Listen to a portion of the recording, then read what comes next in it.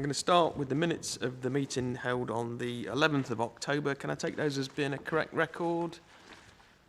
Thank you. So that's passed. Number 2 on the agenda is apologies for absence. We've got a number of changes. Pete, do you want to go through them, please? Thank you, Chair. So Councillor Neil Clark replaces Councillor Roger Jackson. Councillor Gordon Wheeler replaces Councillor Lawton. Councillor Girling replaces Councillor Quigley. Councillor Zadrozny replaces Councillor Waters, all for this meeting only. Thank you. Okay, thank you very much indeed. Item 3 is declarations of interest. I should say that I'm one of the council's appointed directors of VIA, so I'll make that as a personal non-pecuniary interest in item 7. I think, Reg, you're the same. So, yeah, I would say. Thank you. Do we have any other declarations of interest, members or officers? John.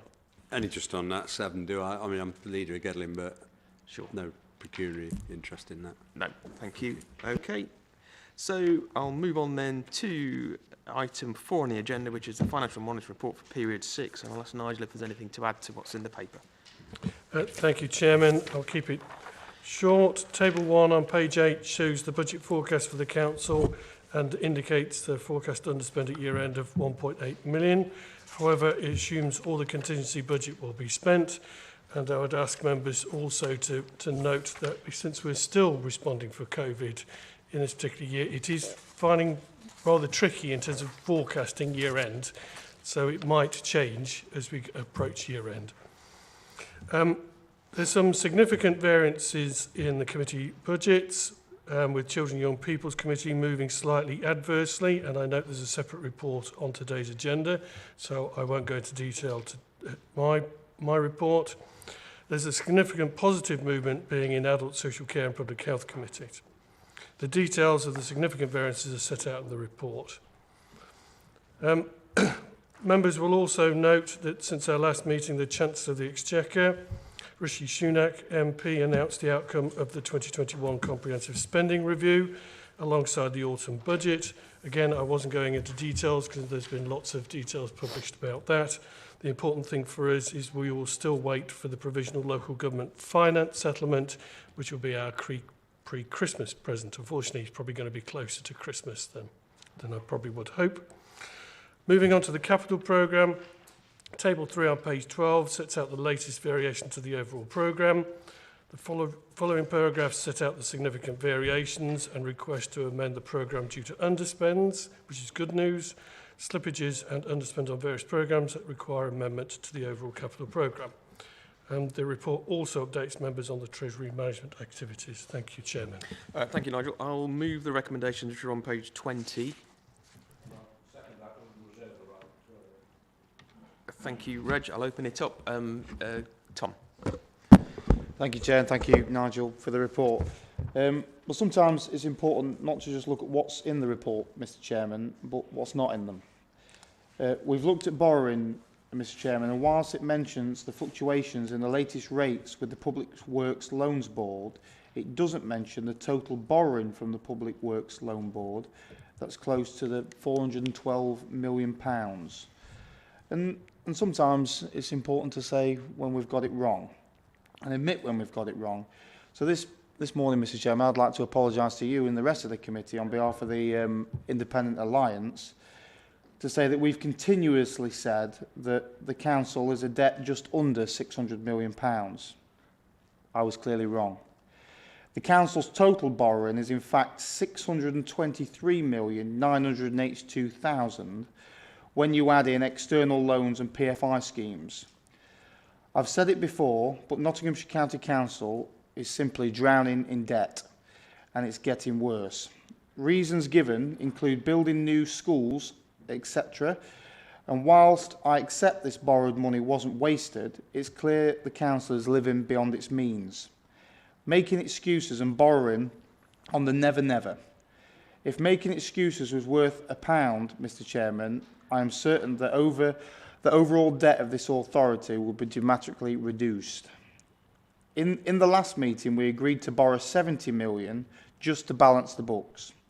We have no details over the planned cuts over the next 3 years, totaling close to £50 million. Yet we continue to leave ourselves hostage to the fortune with overspends on Gedling Access Road and other major infrastructure projects we're involved in, which we'll discuss later in this meeting. A question, Mr. Chairman. Does this council accept that we are in financially perilous situation that's getting worse month on month? Thank you. Yeah, thank you for that. No, I don't accept that for a moment. Our costs of servicing the council's debt is about 10% of our revenue budget, which is perfectly within the affordability for us. I would be concerned if I was a district council next year projecting almost 34%, as Ashfield are. If you have a problem with 10%, I think you really ought to go and talk to your 151 officer and express your concerns that next year you're projecting to spend 33.96% of Ashfield District Council's revenue budget on servicing Ashfield District Council's debt.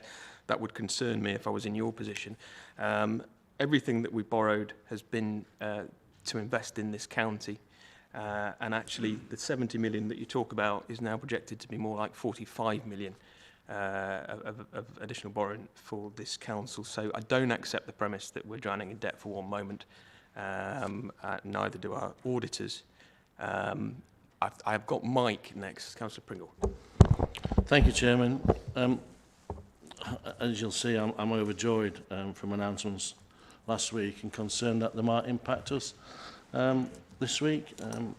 Carrying on from my Oscar performance on the politics show on Sunday, if we move forward with the Robin Hood line as is being portrayed presently, back in 2016 we recognised that there'll be 750,000 annual revenue support from council. I'm assuming at some point that might raise its head, and I'm sure Nigel's probably not got the answer now, but I think that's a concern that if that is going to be the case, that we as council need to be clear on exactly what expenditure we're looking at, and I don't know about the Maid Marian line, if that's affected with that any time.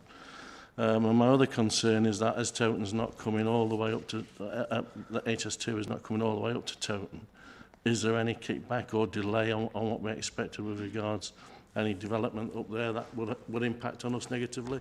The genuine questions, not meant to attack anything, just to clarify, to be quite honest. Yeah, thanks for that, Mike. I think the last 3 administrations have been in support of extending the Robin Hood line and the reopening the Maid Marian line. I think we're probably at an early stage to know exactly what the costs to us might be and how we might raise money for this externally. There'll be more detail, I think, that comes out of the IRP over the next few weeks. I know the leader is having almost constant discussions with DFT over it and with Treasury, and I'm sure Keith's got his own thoughts as well from an economic development point of view. I think, actually, in terms of development at Toton, if anything, the announcements last week probably bring it forward rather than delay things, because actually it's a quicker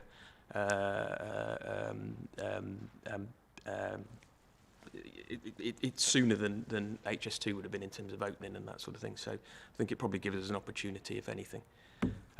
Jason.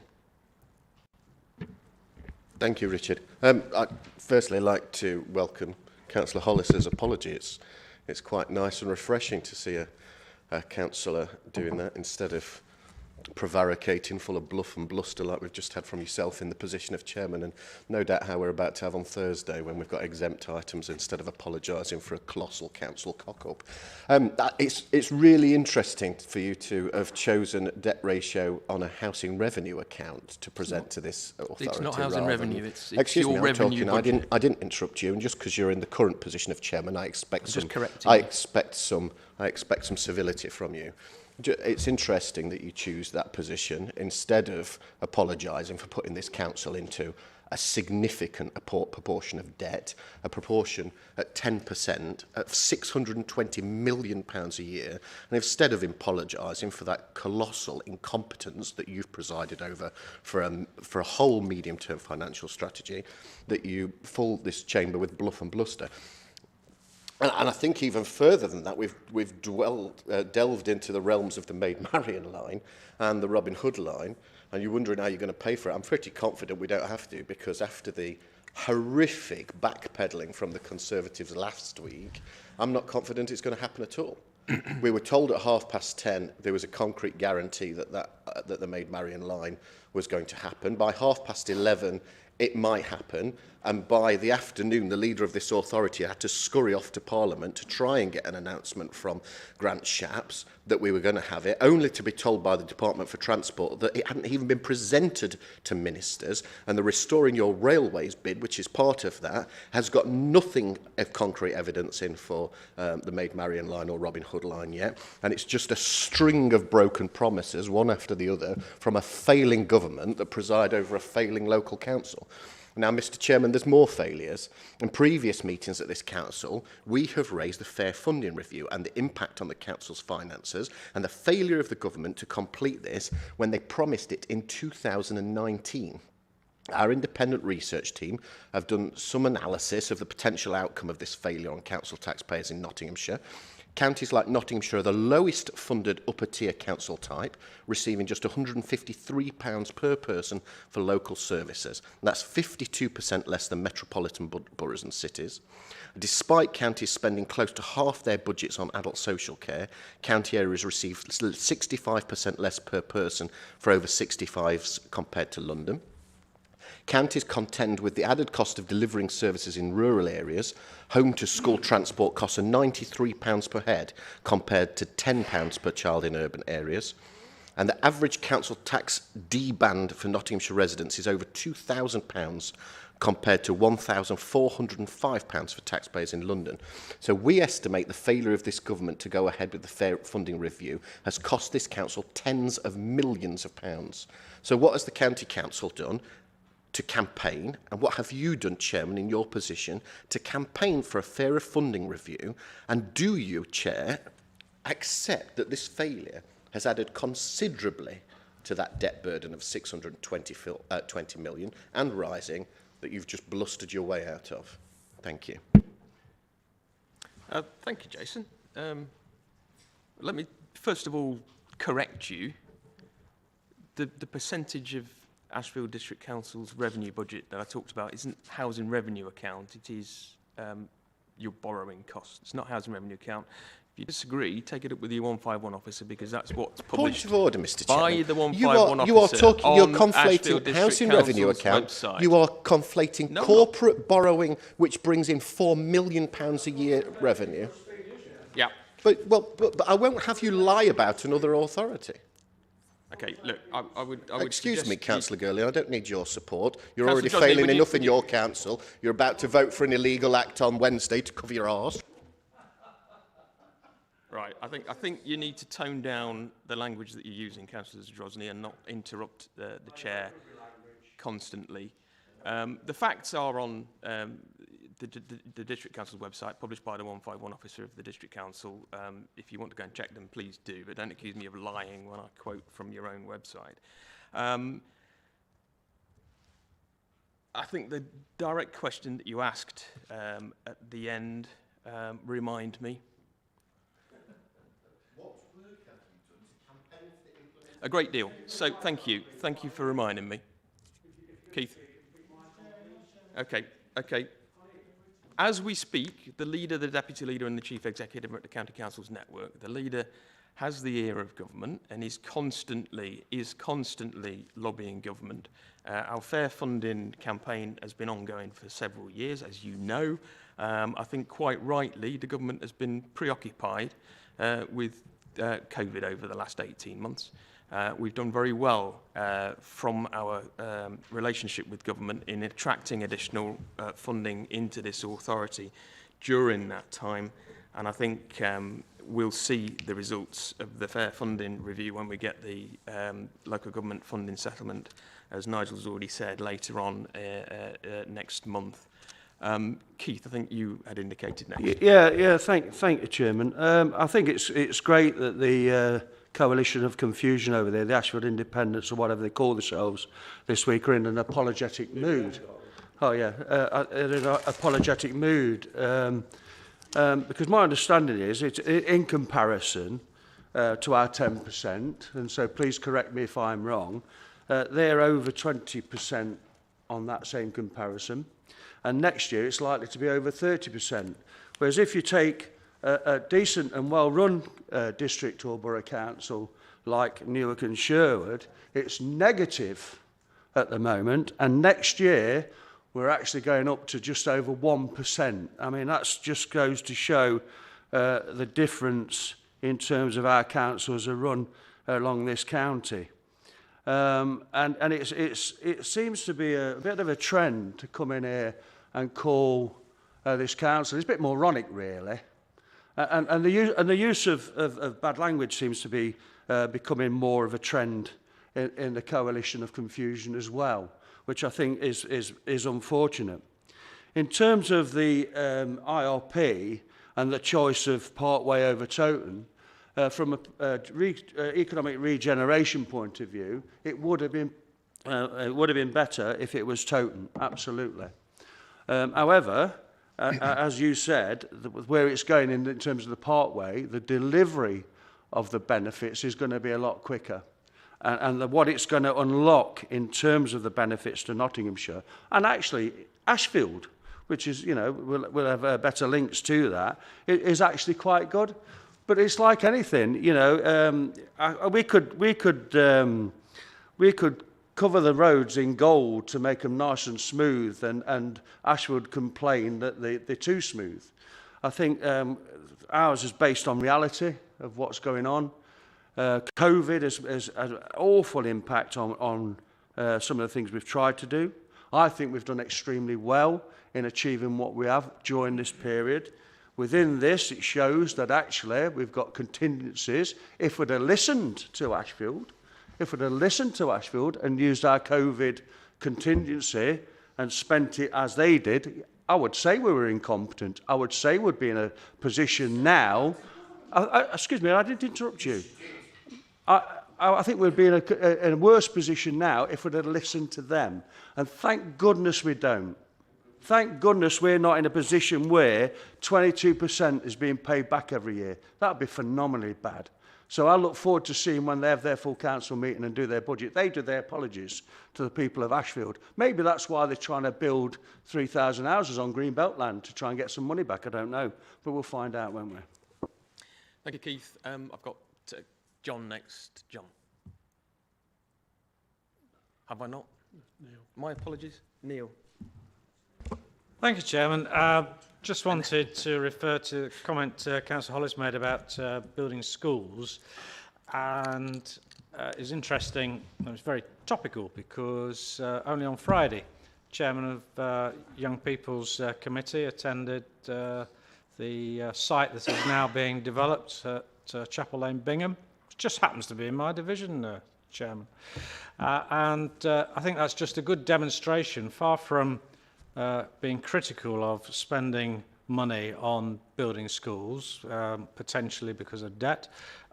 To me, that is excellent long-term investment in our young people. Even though you've highlighted 10% debt, far better to invest in a capital project for the future, which invests in our young people, because what's the alternative? We ignore them and just have to transport them by lots of buses chugging out diesel fumes. Sorry, I happen to be Transport and Environment Committee Chairman as well, so that's relevant. Those costs would be revenue costs, which would be lost forever, rather than spending money on a new school to invest in our young people for the future, which then, investing in those young people, that gives us a return in the future when they are becoming great citizens of the county, or even somewhere else in the country, who knows. So it's vitally important that we continue to invest in these capital projects for the future and not get involved in just running up more and more revenue costs. Thanks, Chairman. Thank you, Neil. Couldn't agree more. Andre.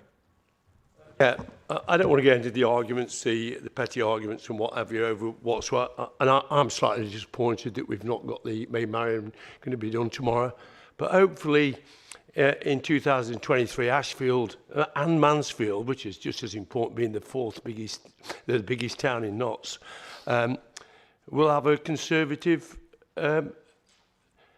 Conservative council, which will make it different, which will bring all these borrowing down, which will not get rid of these fantasy plans that they have, spending money that they've not got. And I just think I'm looking forward to 2023 when the people of Mansfield and Ashfield can elect Conservative councils to make all the difference to where they live, because that's what it is. If we could be half as good as Newark Council, which is probably one of the best run Conservative council in Notts, we would be all right. Okay. Thank you very much. Thanks very much. Thank you, Andre. I'm not seeing anybody else indicating to speak, in which case I've moved the recommendation. Can I see everybody in favour? Thank you. Is anybody against?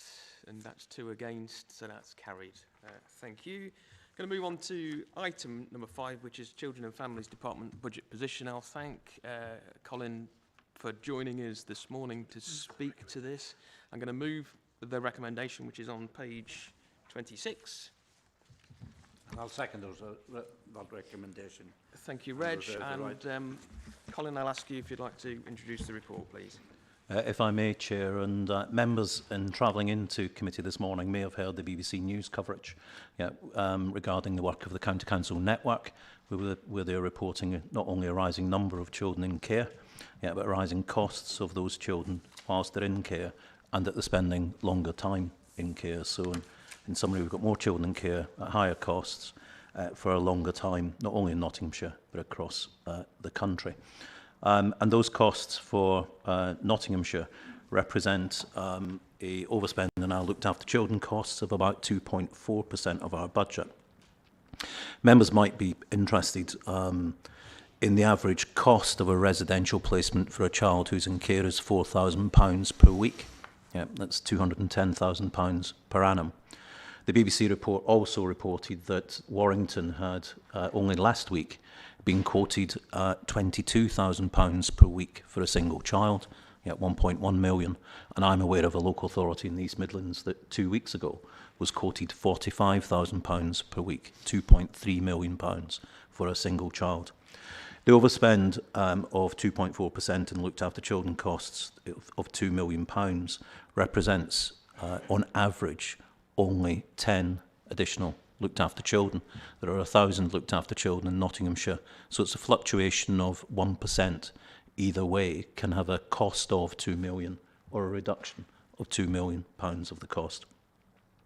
The Competition and Markets Authority has been commissioned by the government to do a investigation into looked after children market, and the interim reports, which was published 4 weeks ago, made the point that the market is providing too few places at too high cost. The other cost area that the report identifies as overspending significantly is a 0.5% overspend on staffing costs. That's partly to do with the delay in staff development in our newly qualified social workers during a pandemic, haven't developed in the way that you would normally expect, and therefore we are supporting them more to ensure that they've got caseloads that are manageable. There is a delay in family court proceedings, which results in a backlog, increased caseloads, and a delay in leaving care, which contributes towards those children who are in care at high cost, spending too long in care.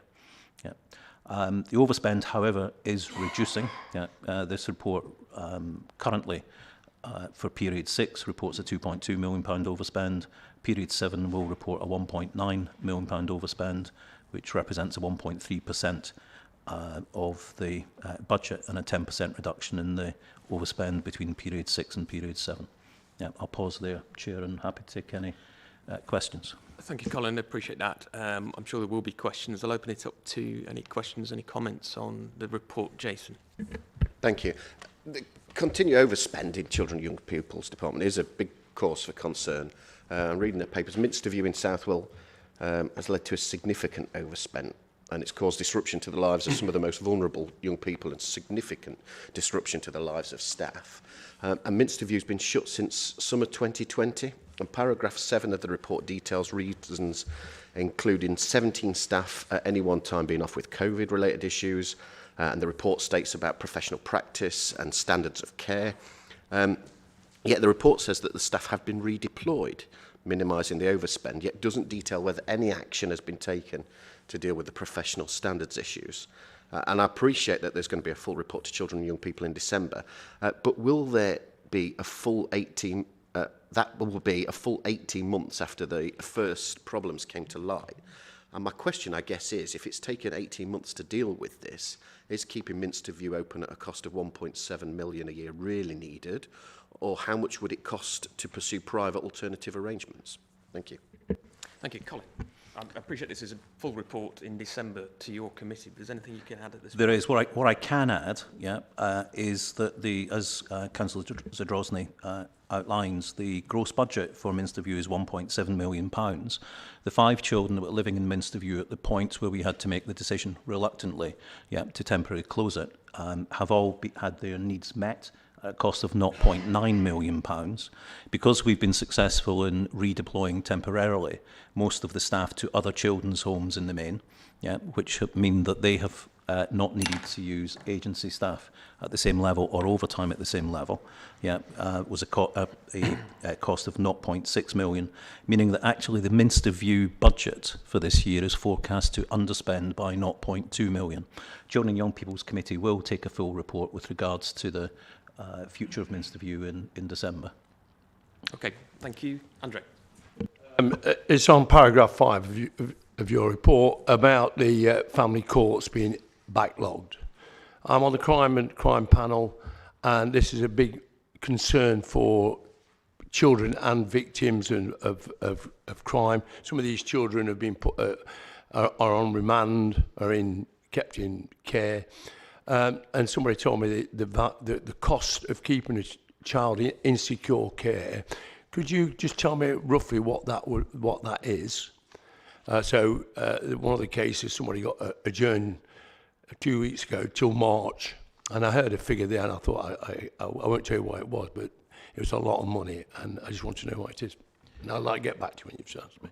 Okay, I know, Councillor Camilleri, we not only have some children who are in secure accommodation, very, very small number, single figures, but we are also one of the few providers of secure accommodation in the country, in that we have Clayfield's Secure Children's Home, which offers 20 beds. 12 of those beds are contracted to the Home Office on a block contract of £6,000 per week per bed. 8 of those beds are then sold to other local authorities at a cost of £8,000 per week per bed. I would suggest, and I know there's going to be some irony with this, that £6,000 and £8,000 per week for a secure, locked-up children's home that has got a full children and adolescent mental health service, a good school, where children are actually performing really highly at Key Stage 4 and Key Stage 5, is relatively good value for money. When I'm being asked to spend 2 or 3 or 4 times for that for a non-secure children's home in the wider market. The reason that we contract at that price is because a local authority trading with a local authority can only trade at the true cost of that bed rather than what the market would pay. So the numbers are £8,000 for a welfare bed. For a remand Home Office bed, it would be £6,000. What I can tell you is that every time we have a vacancy at Clayfields, we have 50 inquiries, 50 inquiries. So there are 49 children who meet the criteria to be locked up in a secure children's home who won't get that bed, and 1 child who will. Yeah, thank you, Colin. I mean, please, Andrew. So I did notice that the leader of the council is speaking to I think it's the Home Office about this, about some kind of scrutiny on the court system to make sure that they're pulling their weight and getting things done. Do we as a council talk to the court system and try and push them forward? I mean, they're way behind, but nobody's there to scrutinise it as such. Yeah, the leader of the council, Councillor Bradley, has written to the judiciary, to the Ministry of Justice, on the back of Steve Edwards, my service director, who chairs the Family Judiciary Committee. And he speaks directly, and as a result of that, has briefed Councillor Taylor, who's briefed Councillor Bradley, and the leader has then written to central government with regards. We've had some response to that, and I'm happy to circulate that correspondence. It has been circulated to all members of the Children and Young People's Committee. Yeah, thank you, Colin. I mean, just on behalf of the committee, I think if you would take back our thanks to the staff at Clayfields in particular for the work that they do. It's nationally renowned. And the fact that, as you say, we're trading on an honest cost recovery basis, and it's a national service actually that we're providing at Clayfields, and it's something that we should be proud of as a council. Jim, I've got you next. Yeah, it's just just a short one. It sort of links into Councillor Camilleri's in one respect, and COVID. When the actual COVID hopefully is finished and things start packing up, you're actually about the variation between children taken into care. Do we actually need to increase that budget? Is there likely to be a peak? You say it goes between 2 million either side, roughly. So do we actually need to have some reserve? Will there be possibly a peak when things start moving through the courts that we may have to deal with? Thank you, Jim. Colin. So the majority of children who are in the court system, Councillor Creamer, will already be subject to an interim care order. So they will be looked after. Already it's the permanence for them. So it's taking longer for the court to reach a conclusion around adoption or special guardianship. The meaning that children are remaining in care in an interim, not knowing what their future might lie for too long. So there is a backlog that is causing some delay. There is absolute correlation between austerity and deprivation and the likelihood of becoming looked after. If as a consequence of this pandemic, there is a downturn in the economy, then the county council network is forecasting increased numbers of looked after children. We've certainly seen that in the last decade. Thank you, Colin. I've got Tom next, please. Tom. Thank you, Chair. And actually, something that's not to be missed. Thank you, Colin, for coming to the Finance Committee. I know you've got plenty on with your day-to-day job, but it's great to actually see a report presented to a different committee other than the one that obviously you manage day-to-day. But, Chair, I'll try and keep it as brief as possible. I've got a number of detailed questions and a few others as well. So just picking up on, if I start with Councillor Camilleri's and Councillor Creamer's questioning on the Clayfields house. And particularly relating to the staffing and management issues of the unit in Stapleford, the report details an overspend of 0.3 million due to the management and staffing issues. Does this overspend take into consideration the strike action due to concerns over a failure to deal with pupil behaviour by management? And what plans do we have to deal with further strike action planned by staff? Throughout this report, staffing issues are mentioned, supply issues are mentioned. Would it not be true to say the Children and Young People's department is beginning a crisis or is in crisis? We should ask for should we ask, Colin, and I suppose a direct question to you, should we ask for government intervention now in the department? As we are letting our most vulnerable residents and children down, putting to one side evidence figures by management, young people are eating pizza and junk food continuously in schools. Their health and well-being is suffering, and all because the department isn't getting a grip. Problems are taking too long to deal with, and kids are getting a second-rate service.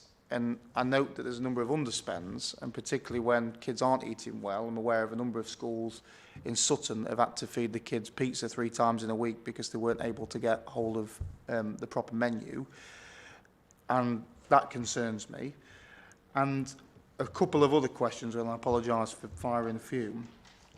We've discussed this normally, the difference in funding. So, obviously we spoke at continuous length throughout the crisis, the beginning of the crisis, that we were having to take more kids into care. Fantastic, and we did a great job. My concern is, now the funding from government's been dropped, that our level still sits here. And what we're going to do about it. And I'm worried about it. I'm worried about it for the children's department. I'm worried about the knock-on effect for the rest of the departments. And I'm also, in that, I'm concerned we're being held hostage by the private sector. You mentioned that we couldn't charge other local authorities. Is it your opinion that we're being held hostage by the private sector, and why are they continuously increasing their costs, knowing that our demand's increasing? And then the probably final question, which I apologise to members again for the number of detailed questions, is the move into the more smaller looked after homes like the one on Sudbury Drive, and the move away from the more institutionalised care, which I think we'll all agree is old-fashioned and draconian. While I was firmly against the location and the spend of Sudbury Drive, I agree with the move towards the smaller ones, particularly bearing in mind that I think the figure is roughly about 8 in 10 kids who are in care come from Ashfield in Nottinghamshire. So I'd welcome the fact that in future, Colin, and I mean this genuinely, that we handle the procurement of these homes and houses in a bit more of a conversational way with the district council and local members, wherever they are in the county, not for members to find out after the planning applications have been submitted and Adrian Smith has already signed off the cheque to pay for the house to the estate agent. I think we need more involvement and transparency, because every member in this room knows their patch better than any officer, and I think to use their local knowledge I think would be helpful, and is helpful to the very kids we're trying to help as well, and more importantly for this committee and Richard's ears is to get the most out of the finances for financing these things. We want to build as many of these homes and buy as many as possible. But that's the end of the questions. Okay, thank you. I'll ask Colin to answer those points in a second. I'll just take exception to being told that we're letting vulnerable children down. We certainly aren't. This report is about bringing in extra resources in to make sure that we are looking after those vulnerable children, and we will always do that. I'll say on Colin's behalf as well that the department has a very good record nationally in the proportion of young people who are taken into care, who are looked after. We are considerably lower than our statistical neighbours, and that's not just a financial saving, although it's a significant financial saving. It's better for the outcomes for those young people, which is what we all care about, I hope. Colin, there were a lot of detailed questions. I'm sure Tom would understand if you want to respond to some of that in writing, but if you can respond to what you've been asked, please. Okay, well, I'll attempt to respond to Councillor Hollis's questions, and if I don't fully respond, Councillor Hollis, I'll go away and do a written response. First of all, with regards to staffing and management, you can see in the report that the overspend of £0.3 million at Clayfields, £200,000 of that overspend is based upon staffing insurance. Yeah, so 66% of that overspend is on that. Yeah, we would hope to recover as much of that as possible. Yeah, in the rest of the year, certainly in future years in terms of trading those places. With regards to whether the department's in crisis, I don't recognise that. Ofsted doesn't recognise that. Yeah, our work with the Regional Schools Commissioner doesn't recognise that. Yeah, we were inspected in the relatively recent past and be found to be a good local authority. Puts us in top 25% in the country. I've not only got the privilege but also the pride of leading a department that has a very good reputation. The work of the County Council network that has been reported in the BBC was commissioned by myself personally as the chair of the County Council network DCS group. Yeah, we've got a good reputation with regards to that. The reference to staff striking. Yep, there was a one-day strike by some teaching staff within Clayfields, not by care staff. The children were looked after during that strike. We've worked with the trade unions and they have now suspended all future action with regards to any strikes. So there is no future strike action happening in Clayfields because of the work of people that lead that service and working with the teaching trade unions. Pizza and junk food in schools, I'll defer to Derek, who has a range of responsibilities, including catering within our schools, and ask that. I think the market is in crisis. That's the finding of the Competitions and Marketing Authority. It's the finding of the Independent Review into Children's Social Care so far. And you're right that there is a high level of profit in that the Competitions and Marketing Authority saw a range of between 20 and 33% profit margin in looking after children. Yet people may have a view as to whether anyone should be making that level of profit.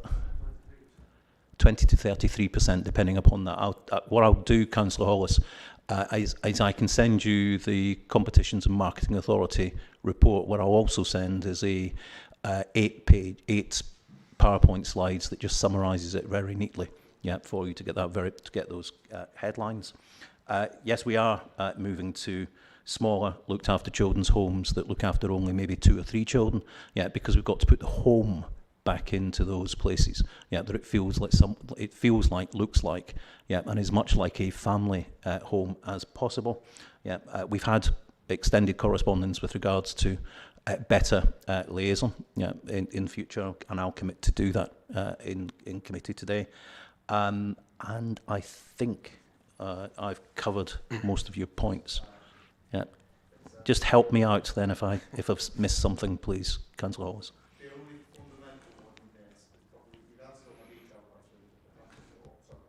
Answered all my detailed questions, which I thank you for, but it was just the difference in funding. Obviously, we were covered, we'll be lucky enough to be covered by a number of government funding during COVID, and much of that directly went to children's. That covered the extra demand. Demand's still high, funding's now gone. I just wondered how you plan to plug that gap and if you're worried about it. Well, the funding is here for this year. Yeah, we still have COVID grant available to us. I am worried about what I'm describing as long COVID, yeah, for vulnerable children. Yeah, not in terms of the disease, but the impact, yeah, of that, not only in their learning, yeah, but also their care. We've seen, and the report outlines it, the significant increase in the number of referrals that the MASH is receiving. Yeah, and that's reported in the paper as being partly to do with kids going back to school, yeah, and hidden harm, yeah, the skills that children have experienced now being identified by schools, and the level of referral increasing significantly. Yes, so I am worried, as is the County Council network, yeah, in the funding for children's services going forward. Yeah. I think the impact of the pandemic is better understood by the man in the Clapham omnibus, yeah, around adult social care than it is within children's social care. And I think that's partly to do with, we all are aware of the needs of older people in our community in a way that people aren't as sighted on the needs of our most vulnerable children who are in care. Yeah. Thank you, Colin. Derek, do you want to just touch on the catering question? Yeah, thank you, Chairman. Councillor Hollis, the schools catering service provides school meal service for the majority, but not all schools in Nottinghamshire, including primaries. And as you'll know from the report that's just about to be discussed, catering, along with a number of other of our services, are dealing with a whole range of kind of supply and labour issues at the moment.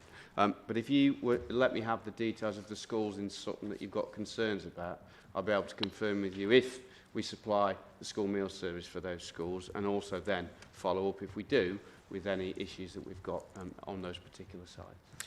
Thank you, Derek. If you'd copy all members of committee into that, be of interest, I'm sure. Thank you. Keith, you're next. Yeah. Thank you, Chairman. I despair.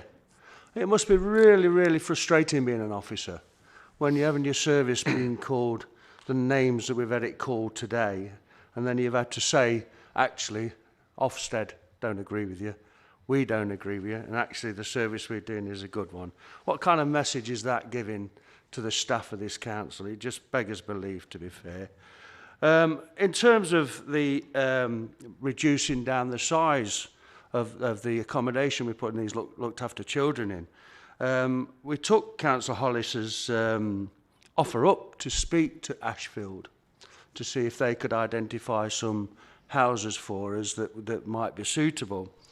And I'll have to check this, so I may be wrong, but I don't think I am, that actually they said they didn't have any. Now, it might be the fact that actually we don't believe as a council that those children need to be put in a deprived area. It might be the fact that actually when we buy these houses, we want to put them in an area where they can have some aspiration and going to see what it's actually like to live in different areas of the county. So, but I will check on that, and I'm sure that if I'm wrong, Councillor Hollis will bring that up at some other meeting. But I find it very disturbing, the sort of language that's always used against this council.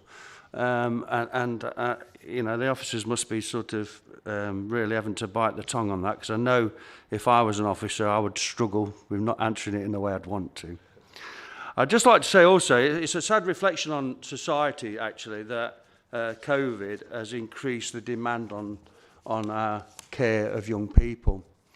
You know, the fact that young people are being abused because of the COVID, or it's coming out more because of COVID, is a pretty sad reflection. And I think that that's obviously going to indicate in terms of extending the amount of funding that we have to use. You know, although I don't like to spend more money or overspend on anything, there's some services where you don't really have a choice, and I think this is one of those such services. And then the other comment, really, I don't know how many members of this committee have actually visited Clayfields, but I've visited it on several occasions. I used to go there and do the visits to make sure that it was being run properly. And it always amazes me, actually, that we run that service to such an high standard for the amount of money that we get paid for those beds. Mm-hmm. And it's not just about, I mean, when you think about the children that are there, the circumstances in which they're there, some of the things that they have done to end up in a secure unit, it's frightening, absolutely frightening. And yet they're looked after really well, and they're educated really well, so that when or if they get to leave, they have a better chance in life than they did when they went in. And I think that's something that we should be very proud of. It's an incredible facility. And you know, we've got kids going in there with no aspiration, no education, no nothing, and actually leaving with A-levels. Yeah. A-levels they leave with. And given a chance. And so, you know, again, to have a go at Clayfields when it's such a good facility and we're taking all those young people from all over the country, we should be very proud of the fact it's on our patch and that it's running the way it is. So that's just my views on some of the things that have been said, Chairman. Thank you. Yeah, thank you, Keith. You make a good point. I've got Mike next. Mike. Thank you, Chairman, and thanks, Colin, in particular for filling us in on the cost sharing from council to council. I think that's important for us to recognise, and that tied in with the over expanded cost in the field of childcare, which seems to recognise children simply as a product of profit. That's something I really struggle with. And again, we recognise demand will increase, so the profiteers will increase their profit. There has to be something wrong here, and it can't just be me that's seeing it. I'm not sure what government can do with regards to any sort of cap. The service provision should be the pride of what anybody in this field promotes, and it should be recognised by us. We shouldn't be talking about profit and somebody charging, you know, 40 grand a week or whatever. It's unbelievable. So I'd like to think, and I won't wrong, because I know the leaders down London talking about exactly this. There has to be something that we can come up with. We provide the service that we should provide, because that's the right thing to do, without the profit putting demand on this council or any council. That is wrong, using children as profit. That's me, anyway. Thanks, Chair. Yeah, thank you, Mike. You make a good point. I mean, one of the things we can do, you know, locally is to encourage people to foster and to do it through the county council rather than through these independent foster agencies, which, you know, cost us a great deal more. And there is a campaign ongoing, Colin, isn't there, where we're trying to recruit more fosters internally. And even during COVID, we've managed to find, I think it's 25 families to take foster children. And I think, you know, as we come out of the pandemic now, there's every opportunity to increase that number. But if we can, all of us, as elected members locally, just beat the drum and try and help the campaign to raise awareness of what fostering can do for these children. I've got Jason, I think you'd indicated again. I'll come back briefly, and then Tom. I haven't spoken yet on this Oh, in detail at the beginning. I just wanted to, it's not for me to defend Councillor Allison. I'm sure he's going to do very well, but I think there was 2 points that we forget in an overarching position of this report. One, it's about children and the most vulnerable, and 2, we're sitting here as a finance committee. And I think there was a really unfortunate tone taken by the current chairman of the Economic Development Committee, that this was by some means an attack on the staff. That's not true. I think if there's an attack to be had, it's on the administration, who were clearly, as demonstrated by his poor oration, totally ignorant of the facts in this matter. There was an assumption that we didn't want in Ashfield children to be placed in a house that was in an aspirational area, and what you said further was Councillor Hollis offered to work with your officers to find suitable accommodation in Ashfield. There was a number of points about that. Firstly, that property was double the price of any other property in Councillor Hollis's division, speaking with our financial hat. And secondly, in terms of the aspiration or the needs of those vulnerable young children, it was as far away from any public service, any shop, any library, any park, any school that could possibly be there for supporting those young and vulnerable children. And the fact that you don't know that, those 2 crucial points, the fact that you don't know that this council had entered into a financial deal before we'd even sought planning permission from ourselves, just shows what a lack of grip senior members and committee chairs have got on this. Because firstly, it's very clear to me that members here don't care about children, or you wouldn't have put them as far away from any of those services as I've just listed. And secondly, you've not got a grip on the finances, or you'd have bought 2 houses for the same price right next to the services they absolutely need. And that just shows that you need to stop your pantomime act sometimes and get a grip of the facts before you speak in this chamber, because you've just embarrassed yourself, Councillor Girling. So we look forward to your support for future purchases in Ashfield and elsewhere when we bring them forward from what you've just said. I've got Tom, if you want to come back very briefly, and then I've got Andrew. Yeah, very briefly. And I think Jason said much of what I would have said anyway, but I think just 2, probably 3 very brief points actually. I certainly was taken aback by the suggestion that somehow Councillor Girling didn't want to put kids in houses in Ashfield that were from Ashfield because Ashfield's not a good enough place for them to live, and somehow we should be shipping Ashfield kids to the other side of the county. I certainly took offence to that. Ashfield is a lovely place to live, Councillor Girling, and many people bring up lovely families, and there's thousands of families live in Sutton in a very happy way. And I think another point that Councillor Girling said that I just didn't want to be missed. Mr Pettigrew and I have known each other a long time. He knows that we have a very honest conversation. He knows that I'm very passionate about getting a good deal out of the staff. I respect the job he does, and I think he does a very good job. But I think he's more than capable of taking tough questions in the public forum, because otherwise he wouldn't be in the job he is. And I think to put you in the picture why I am worried, Councillor Girling, is you have babies being raped, you have young people being starved of water and food, locked up, some real monstrous acts that, to be honest with you, makes me feel sick. That Colin has to deal with that day in, day out. And that happens in Ashfield, that happens in Mansfield, majoritively. So we need a good service, it needs to be financed well, and we need to make sure it's being funded well.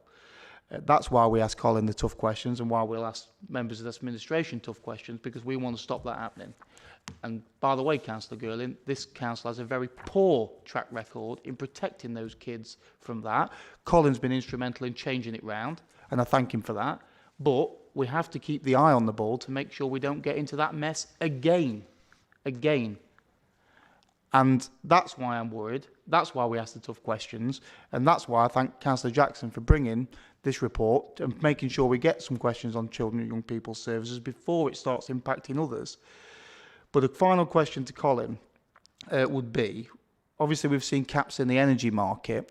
Do you think it'd be useful for Councillor Bradley and him in their relative national positions with County Council Network to be suggesting that we have a cap on the children's services market in the same way that we have a cap in the energy market to limit some of these profits? Because I think one thing we can find agreement from Councillor Girling and Councillor Camilleri's points particularly is we don't want to see profiteering in the children's services. And when you see numbers like 20 and 33%, which Colin said, I mean, that it's stomach churning. It's absolutely terrible when, in a way, we could be getting better bang for the buck and they shouldn't be making money from a service that we have to provide. But that's the final detailed question. Okay, not sure how brief that was. Colin, you've already promised to send on to Councillor Hollis the competition report which you referred to. What specifically are those asks in there? Thank you, Chair, and Councillor Jackson, you've seen this report in full, and I know that you've given it your full consideration, as have a number of other members. So the possible remedies that the the Competition and Marketing Authority, so this isn't part of the Department for Education, yeah, it's not part of government, it's a independent authority, is a number of possible remedies. Support authorities to engage with the placement market more effectively, to understand needs and incentivise placements more effectively, make it easier for providers to create appropriate capacity, yeah, because one of the issues is there aren't enough placements and therefore the cost, yeah, can be held high.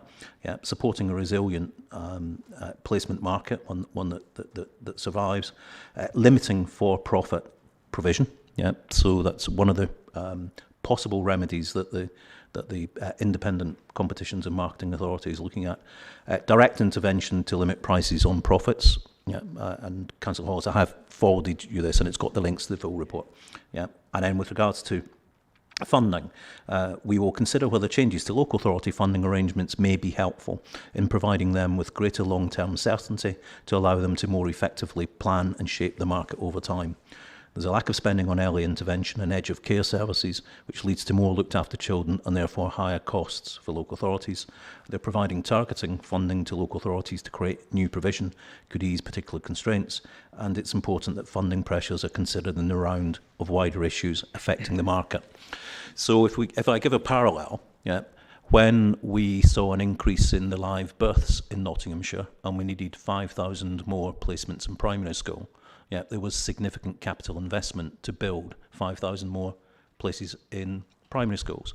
There was then a funding formula that meant that for every 30 of those 5,000 children, we need an additional teacher. Yeah, so 200 additional teachers were recruited, yeah, which actually brought in £6.5 million to the economy of Nottinghamshire. Yeah, and 200 graduate jobs to the economy of Nottinghamshire. There isn't a similar funding arrangement, yeah, for looked after children. Yeah, so if our looked after children numbers go up, it's left for local taxation, yeah, to find that increased investment. That's something I think that Josh McAllister, who's chairing the independent review into children's social care, yeah, and the Competition and Market Authority is actively looking at, is how local authorities are funded, and indeed whether the market can be managed more effectively at a regional basis or even a national basis rather than a local basis. Yeah, so there's nothing being left on the table. Councillor Hollis, they are looking at everything. They hope to be able to report in the spring of next year, yeah, as to what those recommendations will be. Yeah. Thank you, Colin. Mike, I think you'd indicated. You hadn't. Apologies, John, you had, sorry. Yeah, thanks, Chairman. I don't know the figures, Colin, today. I think it was 100,000 nationally that were in care, wasn't it? It was quite shocking. They're expecting it. They are suggesting it could go to 100,000 by 2025. You know, so Chairman, really, it is a sad reflection of society today, and we're all part to play in that. I take it back to my previous, was it Prime Minister Tony Blair? Education. Somewhere we might be able to improve there on, people getting more family orientated, that type of thing. I don't go along, Jason, that people don't care about children in this room. I think everybody cares passionately about the welfare of people. That's why we're councillors. There may be different ways of reaching that goal, but I think that. The Minster View, very pleased to see that that's going to be, looks like some resolution there for the 13th of December. what I really, there was another point by somebody about the children's homes. I think it might have been you, Tom, or Jason, in the wrong place. And we had the good examples of this 10, 12 years ago with the city ones. And a lot of the children's homes were placed exactly right against the red light district, that type of area of high crime, which left the children who were prey to these evil people. And so I can go with the fact you do want them to be brought up in a normal community, but you also have to be careful about those villains that are out there preying on young people. But what I really want to get to is the do we ever have any meeting? Do our MPs ever come into this place collectively and have a meeting? Because there's a serious problem. Financially, Nigel will point it out, and probably could do a trajectory of where we're going to be in 2 or 3 years' time. We've really got a problem. Whoever's running this place in future years, whichever form it is, whether it's a big county, whether it's a small county, whether it's all sorts of people, you cannot sustain this type of influx, because there is a massive, massive problem now with all these unaccompanied children as well, which is, I was going to ask Chair if it's possibly at some future meeting. It might be that we've not been in touch with that, but I know, talking to colleagues down in Kent and places like that, and I'm talking across the political spectrum, those people down there are absolutely swamped with the amount of people that are coming across the channel, and all of a sudden all unaccompanied, and then it lands with you. Now, we can put all the arguments about, well, they shouldn't be here, they should be here, they should be, all this type of thing like that. But at the end of the day, we've got a problem. We've got to try and solve that problem. So I'm really asking if if we do meet together, if they do meet, the MPs, or if not, could they meet together and highlight this with our professional side over there, that will put some of the figures, and including you, Nigel, to them and say, this is where we look as though that's where we're going down there. And I think that's, all governments and some councils as well have not done enough homework on that. They've not done enough to look at where we will be. We've probably, because we've been bouncing from a financial plan, we've been going from 1 year to 1 year to 1 year. Now, hopefully, we've got some sort of space with a medium-term financial plan that will take us through for 3 years. But I think one of the things that will come out of it, when we go to cabinet system, that we'll have strong scrutiny. And Tom, you'll have a birthday on it. And scrutiny, because you can really get into it and you can bring people in. I mean, I'd like to look at, 6,000 per head seems cheap with some places. When we've sent out of this authority children to other areas in the country, it can be 13, 14, 15,000 pounds. I'd like to see a breakdown of that, just to see what we're actually getting for our money. But no, big problem coming up. And but if we could get the MPs to put a bit of thrust together, and I know it's handy having, actually, some people don't like it, but it's handy having an MP who's a leader, getting in there, because this is going to blow up at some point in the future, and we're going to have to pick that problem up. Thank you. Yeah, thank you, John. It's a good point. I mean, I recently, a couple of weeks ago, committed us to join in a campaign to lobby our members of Parliament on fair funding, and it was a specific point within that that talked about exactly the pressures that we've talked about today. Obviously, with Ben, we're better placed than we've ever been to have a constant dialogue with local MPs and with ministers, which we never miss an opportunity to repeat to them. I'd ask Colin, actually, on behalf of the committee, to circulate the report of the competitions watchdog to MPs with a covering explanation of it, because it's something that we need to keep at the front of all of their minds. Leave it to us whether it's signed off by me or by Tracy or by Ben himself, but I think it would be very useful to make sure that report is circulated to MPs. But thank you, John. Andre, I've got you finally.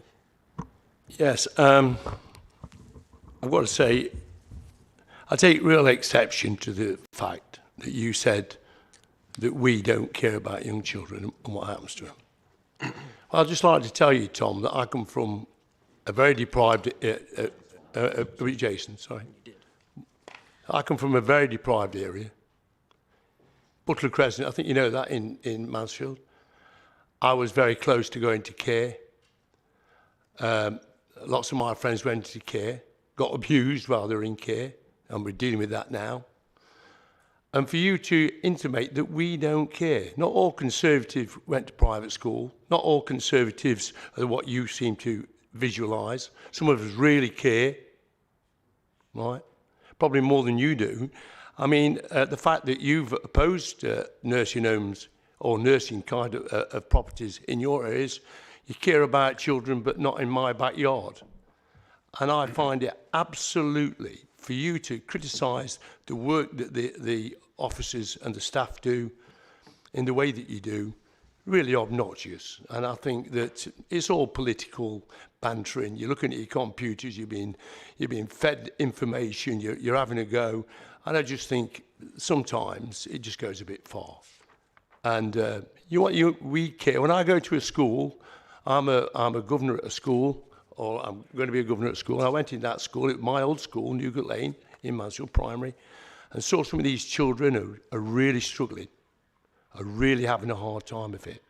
That's who we should care about. That's who we should care about, not having political points.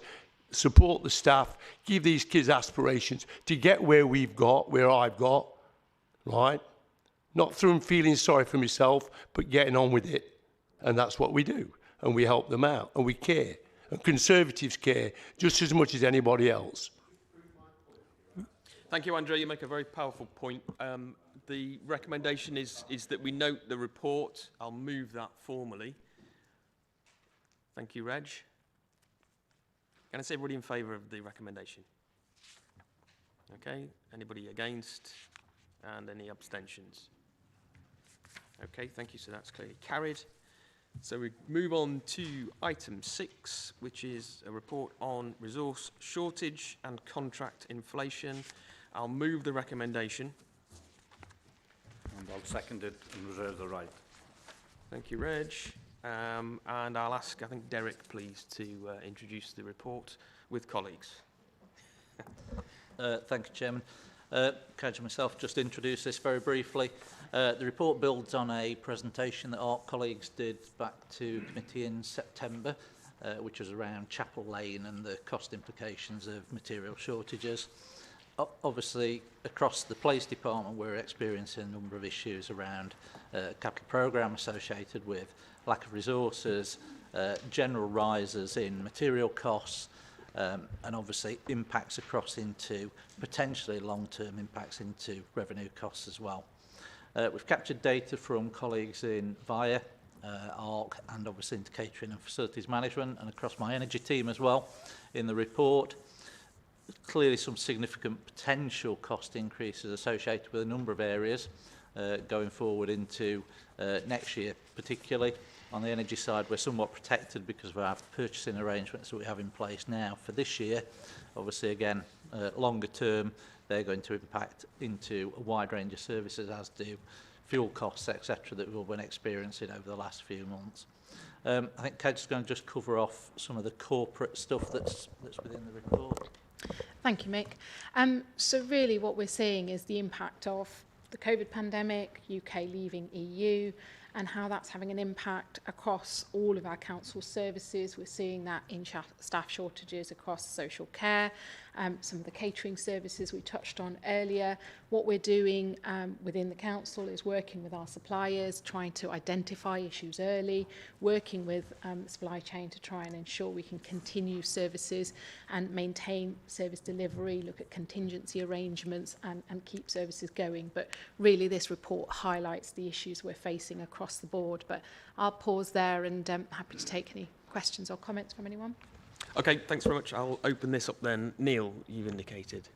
Oh, thank you, Chairman. Well, yes, this does obviously highlight the real trials and tribulations that this council is faced with in terms of finances and unforeseen circumstances. And one of the reasons I'm speaking is because paragraph 3, it highlights the school project at Chapel Lane, Bingham, which I did actually mention earlier. But it's still vital that we still deliver these projects because, as I said, it is investing in the future, not just of our children, but everybody in Nottinghamshire, because there are lots of other projects that are involved as well. And it just highlights the unforeseen circumstances, the rising costs, and it gives me an opportunity to highlight all the houses that are being built. I know it's all around the county, but the southern part of the county in Rushcliffe, we're committed to having thousands of houses built, and in my own division there are thousands of houses where we need projects like this, not just this Chapel Lane Bingham project, but also I'll take the opportunity to mention that in Newton we'll need a new school eventually as well. So I'll continue to campaign for that. But the whole report, the impacts on ARC, the impacts on VIA, the impacts on the council services, it's just highlighting the difficult circumstances that we find ourselves in, and that's why we have to do our best to A, budget, and B, have contingency in place to try and allow for these problems. I mean, around the country, people are building roads all over the place, and the costs of roads just increase, the materials increase, unforeseen circumstances, costs go up, and I'm sure that any road projects that this county has would have a similar sort of issues as they do around the country, where rising costs and unforeseen circumstances take place. So we have to make the best and deal. I know we're only noting the report, but it's something that we need to be sure that we're addressing for ourselves in the future. And even paragraph 27 talks about fuel prices. They're going up. Everything is going up as a consequence of COVID and other circumstances as well. So we need to keep this in our minds very much for the future in all our assessment of future projects. Thank you, Chairman. Yeah, thanks very much, Neil. Jim, got you next. Thank you. Can't disagree with any of what Councillor Clark just said. Just a couple of questions, just a couple of points. And sort of a thank you as well for art. I believe it was the Chapel Lane Bingham School that had to be redesigned on the hoof because they couldn't get the bricks or something like that. But they're having to redesign things because of lack of materials, etc., etc. So ARC are actually doing a pretty good job on that. So I thank the staff for being as flexible as they can be, because the whole country has to be flexible at the moment with COVID, because we just don't know the knock-on effects of X, X and Y. But just on the future, just a quick question. I know we're all right for energy prices at the moment. They've been negotiated and they're all right for a year or so. Just a question, when will the actual negotiations start for actually renewing the actual contracts? Will that be a year before or not long before? I'm just wondering when we actually have to start looking at the finances, in particular when the negotiations start. Mick, is it you or Kaj on that? Me, I think. Yeah, on the energy prices, we have what's known as an evergreen contract with Crown Commercial Services, Government Procurement Services was. So we don't renegotiate as such. They buy on our behalf, as they do for the vast majority of the public sector. What they do have is very complicated subject about various different baskets. So they can buy energy on the short-term market or the long-term market. Long-term market is less risky because it provides a level of surety because you're buying long-term out. So they're already have been buying energy for the early part of next financial year. They buy 6 months out at the moment in our basket. We could potentially go to a shorter-term basket, but obviously that potentially risks being the spikes that are currently affecting most of the industry at the moment. We're protected from that because we've bought for the rest of this financial year and into next year. So it's an ongoing process running 6 months ahead, in effect, is what I'm saying. It's not a once a year we sit down and renegotiate. It happens constantly through that cycle through GPS. Yeah, come back, Jim. So just on that, being as they have to be more flexible than I thought they have to be up and down, is there any oversight? Is there any chance of any extra peaks? I mean, we've just had one, and how that would affect our finances. How flexible are our finances in purchasing into this scheme, basically? Would there be any benefits in the future, hopefully, or in actual fact, any short-term hit? Well, a bit of a question for Nigel, I guess, because from our side, we manage it through in effect, a relatively long advance purchase arrangements to try and smooth out those peaks. If Nigel could tell us, well, yes, no, I can find you an extra £5 million tomorrow if you need it, then there's potential opportunity there to take a shorter-term view on that. But you know, that's a financial planning issue rather than a contractual one, from my perspective. Anyway, Nigel, sorry, mate. Well, I was going to say, well dodged. Yeah, it depends on how cloudy your crystal ball is, I think, in terms of what you think the market, and it's really complicated, as Mick's tried to explain, bless him. And we do, I think, referring to a point that Councillor Clark made in the earlier agenda item, we do try to make some assumptions in the medium-term financial plan for certain events, and we do allow for some of that. But we don't allow for everything because we just can't afford it, and it's that careful balancing.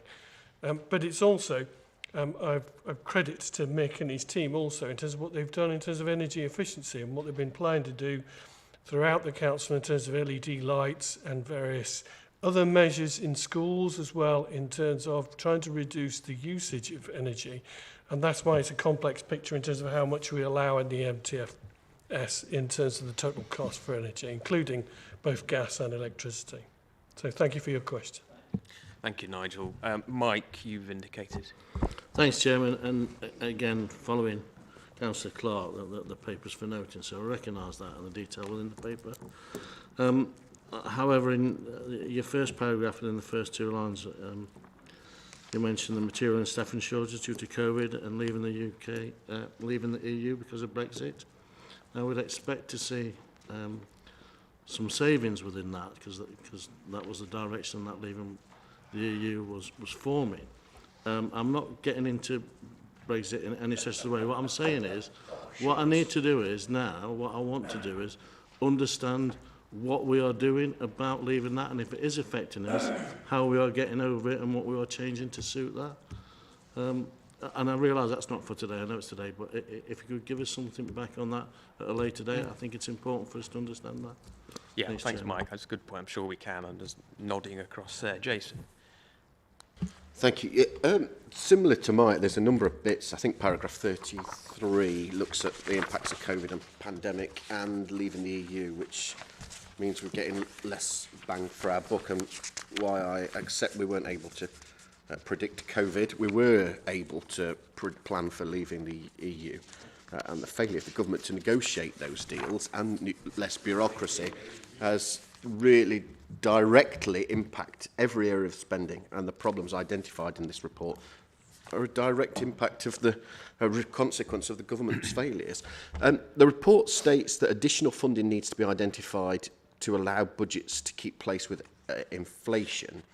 So I guess the questions are, what have we done to identify these funds, and wouldn't it be prudent in light of the current fiscal situation to put many of the major infrastructure projects and investment projects on hold? Because, for example, the plush new Castle on the Sand, the offices at Topwigay Farm have already gone up by 1 million to 15.7 million in just 4 months. And really, isn't that just poor financial planning now? No, I don't think it is for a moment. And I mean, the report sets out why costs have increased. And I think we've value engineered the Topwigay development, and we've reviewed the whole of the Invested in Nottinghamshire programme, as Keith's never tires of telling you and your colleagues. And at the end of the day, it is an investor-save programme. We need offices in the right place, and we need the right amount of office space. And I think that's what we've achieved and will achieve through Investing in Nottinghamshire. And it is under, I think, constant review, as Keith will tell you. I don't think there's anybody else indicated, unless you want to come in, Keith. Sorry, Chairman. Yeah, I hear this quite a lot about stop doing everything because of the current climate and things. And yeah, we could do that. But actually, we heard in an earlier report that we don't know what the impact of long COVID's going to have. We don't know what financial implications of that would have. So yeah, we could halt everything. And then when we do need to do the things, because we're then desperate to do the things, it could actually end up being more expensive. We don't know. So we have a choice, and I think, thankfully, it's us that's making that choice. Yeah. And my view on that, as the Chairman of Economic Development and Asset Management Committee, is to continue. Because at the end of the day, we've got to provide the services that we have to provide, and it's my view that we provide those services in fit-for-purpose buildings. And I think that's only right and proper. Our staff deserve to be in fit-for-purpose buildings, and our residents deserve to be treated and looked after in fit-for-purpose buildings. And that includes not just Topwigate, because I know that's controversial, and it sort of tries to divert what else is happening in Hucknall, that Ashfield Coalition of Independents, whatever they're called, might not want to know about. But it's something that needs to be done. We need to be able to provide those services where they're needed. So it doesn't divert it as far as I'm concerned. As far as I'm concerned, it's prudent to keep going. Of course, we've got to monitor it. Absolutely, we've got to monitor it. But as this report says, you know, it's a very volatile situation. And it's not just about COVID in terms of people being off. It's about the fact that production of things went down quite significantly, globally. So not just this country, globally. And there's a shortage of a lot of things. And it's at the moment, it's a seller's market. Eventually, I believe that will get back to normal, but when that is, I've got no clue. And anybody that thinks they do know when that will be, well, they're kidding themselves, quite frankly, Chairman. So I get the point. We could stop everything, but actually we can't, because if we do, then we can't deliver the services that we want to do. Thank you. Absolutely agree. Thank you, Keith. I don't see anybody else indicating, so can I take everybody in favour? Is there anybody against? And any abstentions? 1.5 abstentions. Thank you. So I'm going to move on to item 7, which is the Gedling Access Road Progress Report. I'm going to move the recommendation, which is on page 44. And I'll second that and reserve the right. Thank you, Reg. We've got colleagues, internal and from VIA with us this morning. I think, Adrian, you'd like to introduce this item. Yes, thank you, Chairman, and thank you, members, for an opportunity to come and talk to you this morning. I think members around this county council are more than aware of the long history of the Gedling Access Road. Councillor Clark, no doubt, in particular. Report before you today sets out latest, quite. Yeah. It probably predates my time on this earth, Councillor Clark, but we'll move on.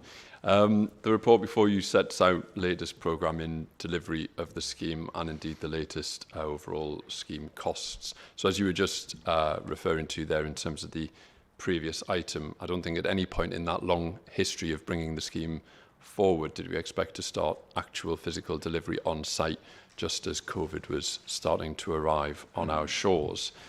So inevitably that's had an impact on delivery and indeed the costs. Now the GAR also is a major piece of infrastructure, and it probably belies the level of scale and complexity of the project to just say that it's a 4 kilometre long piece of road. The terrain and nature of the environment in that part of the county is challenging. The scale of the junctions and the realignment of the highway is significant. And there's also some very significant environmental considerations that have been designed into this project. It's also fair to say the scheme, as set out in the report, has a great many benefits and will offer significant value, not least the £73 million of benefit that will be brought to the economy. But of course, again, in particular around Gedling, it unlocks 1,000 houses, which are of real benefit to local communities. And of course, over the long history, it's always been about tackling the congestion that's existed in and around that part of the county. So the scheme is delivered and project managed by VIA on the County Council's behalf, with Balfour Beatty acting as the main contractor. Now, inevitably, the costs have increased since we started on site, predominantly due to COVID, but also because we've taken into account a whole range of different site conditions and other changes to the scope that were necessary in order to deliver the scheme in totality. Earlier in the autumn, members, I know you received an update on the scheme costs, I think through a Finance Monitor report, and that set out the additional cost that we were experiencing on the scheme at that point. What we had done, though, was to undertake a more comprehensive assessment of the overall scheme cost and the scheme schedule, which has resulted in the report that you have before you today. And I thank colleagues in the Highways client team for the work that they've done over the summer and over the previous couple of months to get us to this point. So we can now say with a higher degree of confidence that the overall scheme cost is forecast at £49.5 million, which, as the report sets out, is an increase of £8.6 million over the initial forecast. Now, the report sets out the primary causes of those, getting into a little bit more detail under the headlines of drivers of cost increase through COVID and other factors. The report also sets out how the County Council intends to cover that gap, including, amongst other sources, on the COVID reserve that the government awarded to the County Council for such purposes. Obviously, colleagues from Fire and the County Council are here to take any questions, but as the Chairman says, there's a recommendation on page 44 of your pack, which is to vary the capital programme so that we can complete the GAR to open in the spring and allow us to move forward with this important project. Thank you, Chairman. Thanks very much, Adrian. Colleagues will probably recall a colleague in Highways who retired a year or two ago, who spent an entire career working for this county in Highways, and he was fond of telling me his very first working day here, probably 40 odd years ago, was at a public consultation event about what was then called the Gedling bypass. That's how long it's taken to get to this stage, and it is very good news, of course, that it is now opening imminently. It's thanks to funding through the government, through Homes England, and indeed from Councillor Clark over there through Gedling Borough Council. I know John's almost spent a lifetime trying to get this opened as well, and we all look forward to seeing it and all the benefits that it'll bring. I've already moved the recommendation, haven't I? So let me open it up. I've got, I think you were first, Jim, wasn't it? Jim. Thank you.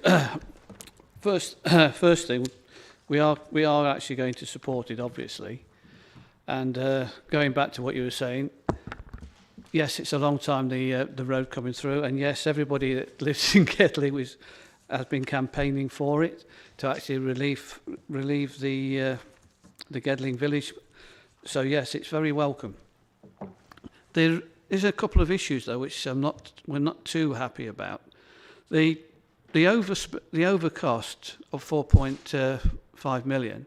When that came, that was fair enough. It was an overcost. There was explanations of why it was there, and there's further explanations here, which again I thank you for. It's actually very useful that we've spotted these.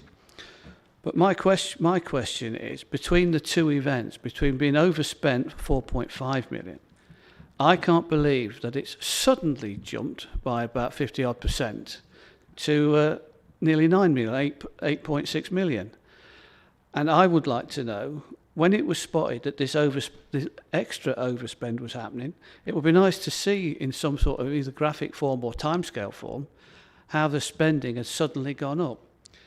Because I think something should have come to this this committee, whether it was a final figure or not, that we have issues and the cost is likely to escalate. But we didn't have that. We had a very sudden and a sudden jump, and went straight to the public before it even hit the councillors about the overspend. So yeah, I agree with what's been happening, where you're getting the funds from. I particularly agree with it's not going to come out, the overspend is not going to come out of the capital budget, etc. But I do feel there's been a lack of monitoring. I mean, after the first instance, alarm bells should have been ringing, and hopefully they were ringing. And there should have been some extra monitoring, and hopefully there was. But if there was, why didn't we know about it then? How come it's all of a sudden a magic jump up by over 50%? It doesn't seem right. I think there's something missing from here, and I think it's responsibility for actually monitoring the project rather than anything else. So yes, we're going to agree with it. It needs to be done. We fought for it for a long time, so yes, anybody in Gedling would have to declare an interest in it. But it's just concerning that a huge project like this can suddenly jump by 50%. If it's 50 cent, 1,000 to 1,500, big deal. But this is millions we're talking about, and it has to be met. And yes, you've put everything that has to be met. You've figured out how to do it. So again, thank you for that. Officers worked very hard on this. It's just the reporting and the monitoring seems to fall extremely short. So I'm not blaming anybody in particular, but something's gone wrong along that chain someplace. Either somebody's not reporting up that something's gone round, or somebody's not asked what's going on, going down. So yeah, that's my concerns about it, and I would like to see some sort of fuller explanation, perhaps in the future, with a timeline of what went wrong, why it went wrong. And yes, I totally accept an awful lot of it is to do with COVID. Some of it is even to do with Brexit, with materials, etc., etc. But it would be nice to see in a proper timeline, and why whoever was ever is in charge for either end didn't spot that or bother to report it back to this committee. Yeah, thank you, Jim. I mean, I'd say, first of all, as soon as we identified there was an overspend, we flagged it up at I think it was the September committee as it emerged over the summer. So there's more work gone on since then to identify and to bring a thorough report, as we promised to do, as to exactly what's behind all of the overspend. And a lot of it, as you've said, is COVID related and you know, really outside of anyone's control and totally unforeseeable just a couple of years ago. There's also a few changes which members will be aware of, which are flagged up in the Highways review in terms of internal versus via management of projects like this. But Adrian, do you want to respond to some of those points, and feel free to delegate to other colleagues? Well, I think to acknowledge firstly that there was a report taken to Communities in Place, which was the previous committee pre-election, which highlighted the costs increase as they were known at the time. And then, as Councillor Jackson said, a further report brought forward in, I think it was September, which set out again the known costs at that time. But as I explained in my introduction, I think the report refers to as well, it was at that point that we undertook the whole scheme review, which looked forward towards the end of the scheme, and that's what's brought forward this project. This report today with the full 8.6 million. I would, just to reinforce the point that Councillor Jackson's made, there are lessons that we've learned around programme management and project management oversight. And I think this committee too has reflected on the level of engagement from elected members in some of the oversight of our major capital projects. Those, amongst others, were recommendations that were picked up and fed into the Highways Improvement Programme, which was unanimously supported last week. So I'd expect we'd be revising and changing the way we approach this going forward for other schemes, noting that the EDAM committee recently moved the A614 project further forward into delivery. So we can take some of the learning from this forward. Thank you, Adrian. Tom. Thank you. I think my points are very similar to Councillor Creamer's actually, and I think before I go into it, I think it's very important to say we are sat in Finance Committee. You know, we aren't talking about the benefit of the road itself. You know, I really welcome the benefits to Gedlin Village itself, and you know, the chairman of the Gedlin Village Community Group, or whatever it's called, has been very vocal towards me and our group personally, and I think it's great to see that level of engagement in a project. But in the same way that if we were all having a new kitchen fitted, we might very much like the results, but not like the fact that we'd been charged 50% more at the end of this job. There's a difference between talking about the job and actually what it's cost and what's going to cost this authority. You know, members will have heard me at Highways and Environment Committee and in the Finance Committee talk about the poor financial mismanagement of the Gedlin Access Road.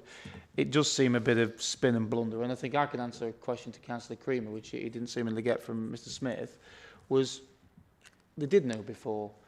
The chairman announced it to the press 10 days before papers were circulated to members of this committee to say that there was going to be an overspend of 8.6.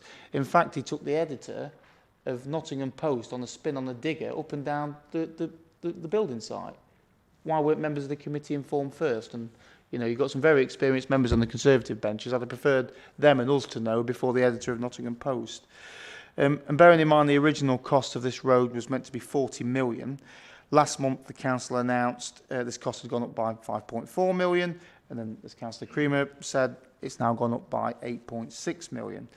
This overspend is, of course, being met by Nottinghamshire Nottinghamshire's taxpayers, because we've ultimately given them an open chequebook. I would welcome the fact, that you've now found the money, and it doesn't come from the highways budget, which of course I was concerned, and no doubt Councillor Clark was concerned about. And I welcome the fact that you've listened to our calls to not take the money from other budgets, but of course this does come at a cost to this authority. Again, we've basically underwritten a costly major infrastructure project without due diligence with an open chequebook. And as Jason said in the last item, we're doing the same again with plans on the A614 and A6097. The contractors, of course, have serious questions to answer, as do we. I've said the Gedling Access Road is our version of the HS2, but I suppose this is still going ahead, unlike HS2 at Towton. Do you feel, Mr. Chairman, we are getting value for money on this project? And do you honestly think this is going to be the final cost? Is it going to go up by another 10 million, 15 million more? And we don't apologise as the opposition of this council that we will continue to ask these difficult questions on finances, because this not only will have an effect on the highways budget, but of course other budgets across the council. And look, we all make mistakes. The council makes mistakes. I think they've made a mistake in the financing of this Gedling Access Road, where there was a number of partners, yet we're shouldering the overspend solely ourselves. No obligation on the contractors, no obligation on the government, no obligation on Gedling Council, no obligation on others. You know, it's disappointing. If we acknowledge that as a mistake, why aren't we learning from those lessons in those other two projects that we said? We're seemingly sleepwalking into the same problem. And then the final point I'll make is, and again, I had many conversations with Mr. Hickton and Mr. Smith over this, about the Shore Start Centre in Huthwaite. Seemingly, I was inappropriate about asking for an extra £30,000. It was an impossible task to find £30,000 in the council's finance budget to keep it open. But we've somehow been able to pluck 8.6 million out of a hat to finance the overspend of this project. And it does frustrate me, Mr. Chairman, that seemingly big figures can be found at a very short notice and seemingly from nowhere, and it just seems a bit frustrating, although I do welcome the report to go into more details. I think Councillor Creamer acknowledged in his speech. Thank you. Okay, thank you for that. I mean, look, is this good value for money? Yes, it is. It delivers at least, as the report says, £73 million of value into the local economy. Would we have liked it to have been absolutely on budget? Of course we would. Nobody foresaw the events of the last 18 months. But, you know, you can't compare almost 4 kilometres of road, 500,000 cubic metres of earthworks to fit in a kitchen. And I'm not sure you were actually serious when you suggested that you could. These contracts always have some risk in them. You're not going to get a absolute fixed price, copper bottom guaranteed contract value on something as complex as this, because until you start putting spades in the ground and moving this kind of quantity of earth for starters, there are always going to be things that come up which are going to be more costly. I don't think any of the additional cost was avoidable. So I think everything that's had to be changed, every bit of scope that's been increased on the project was necessary to get the project delivered. I think we all agree we wanted the project delivered. The risk in the way these things are funded through government and elsewhere is always with us as the responsible authority, and that's a fact of life. A very large proportion of the additional cost is COVID related, and as I've said previously, nobody could have foreseen that. I think Adrian has said, and he might want to come back, that there are changes that we are making to make sure that reporting is tightened up and that we're aware of these costs absolutely sort of up to the minute. But I say again, I don't think any of the additional costs was avoidable. Anything to add, Adrian? Thank you. I think I would only be repeating myself if I did, Chairman. Thank you. Okay, thank you for that. Very briefly, Tom. Yeah, Chair, and I think I welcome the way you chair these meetings, and it is noticeably different from other meetings in this council, so I thank you for allowing us to come back repeatedly. But, and it's not often we disagree actually, but I do disagree on what you said there in relation to predicting the cost. You know, I'm lucky enough to be the portfolio holder for housing at Ashfield District Council. I manage 7,500 properties. We put new roofs on them. I can predict the cost within so much. That's why we have a 10% often contingency budget, as we had in this budget, for fitting 500 roofs, fitting 500 kitchens, whatever we might be doing at the time, or 500 boilers. They're often the quantities we deal with. We had a contingency budget, Mr. Chairman, on this, and I'm sure Nigel had a wry smile when we said we couldn't predict the costs. We budget for these things, and if we can't predict the costs, what the hell is the purpose of these financial reports? We can. And the very fact that members were asked to put their hands up for a £40 million project, which is now turned into a £50-odd million project for the same thing, isn't great. And I think you've got to shoulder the burden of that as the finance chair of this council. And I'm disappointed. And how can we have confidence in the other reports that we presented when we're voting on figures that simply aren't true? And why aren't these factors put in? We knew Brexit was happening. Yes, we didn't know COVID was happening, but why aren't we asking the questions of the contractors? They promised us a price that now they can't do. That's a simple point, Yeah, Mr. I mean, Chair. I take exception. We've never put figures in front of committee that aren't true. What we've got is costs that have changed over time. So I think you might want to just withdraw an allegation that we've put untrue figures in front of you. I don't think there's anything really to add that we've not said already in response to that. John, you were next. Yes, thanks, Mr. Chairman. I'd start from a different tact. I mean, I do agree we've got a chance to look at it. We've got the big Newark roads that are going off and things like that. 614. I think we should look at it. But this is a fact of life, and you know, could go HS2.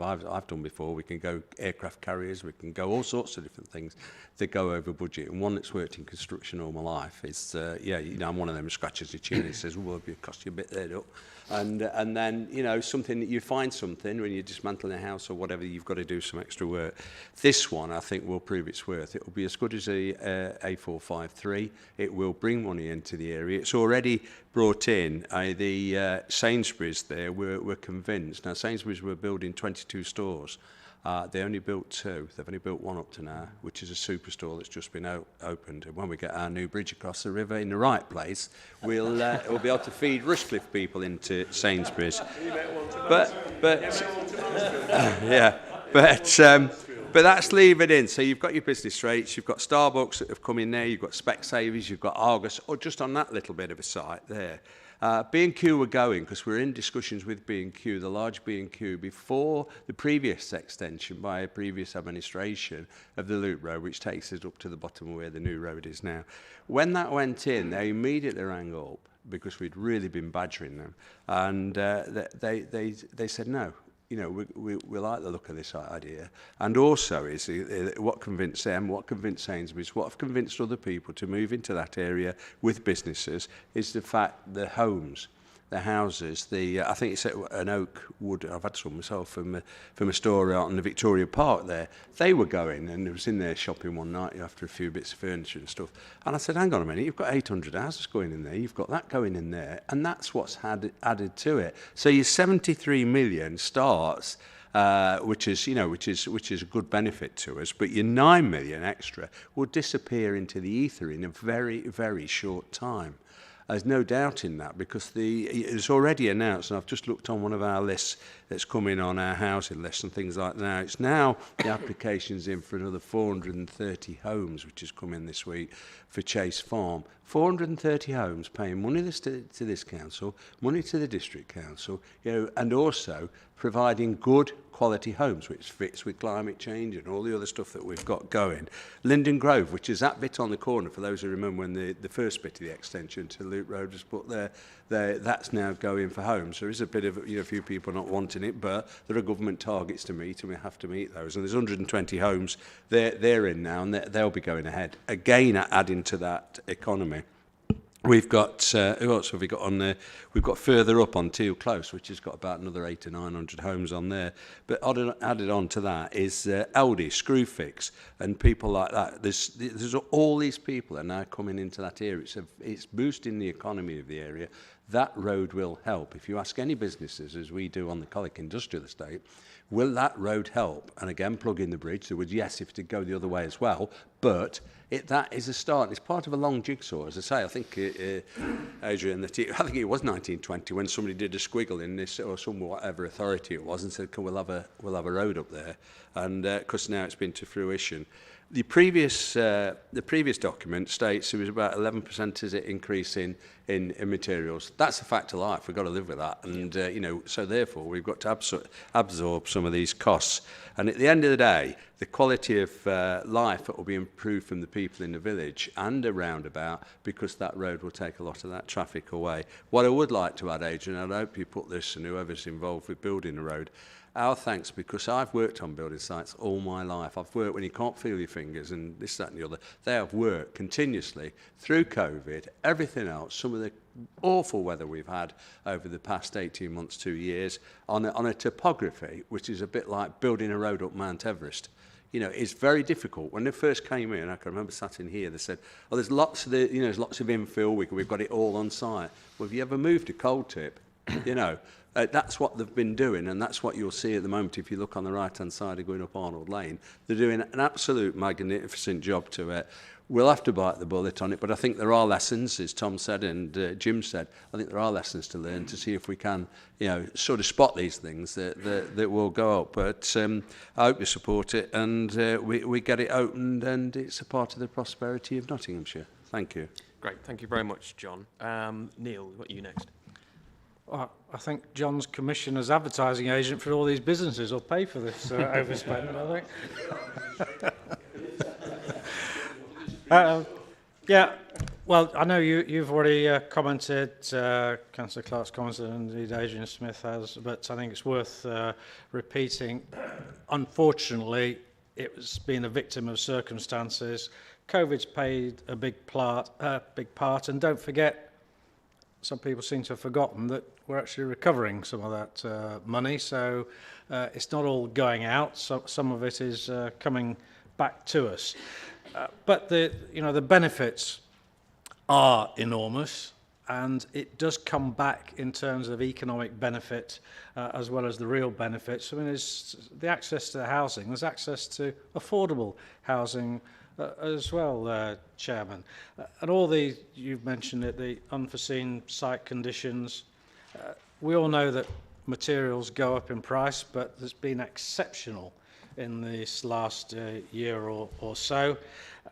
And the amount of staff shortages, and I'm sure that suppliers, drivers shortage, all these factors, they might all be fairly small individually, but when you bring it into the big picture, then it does become enormous.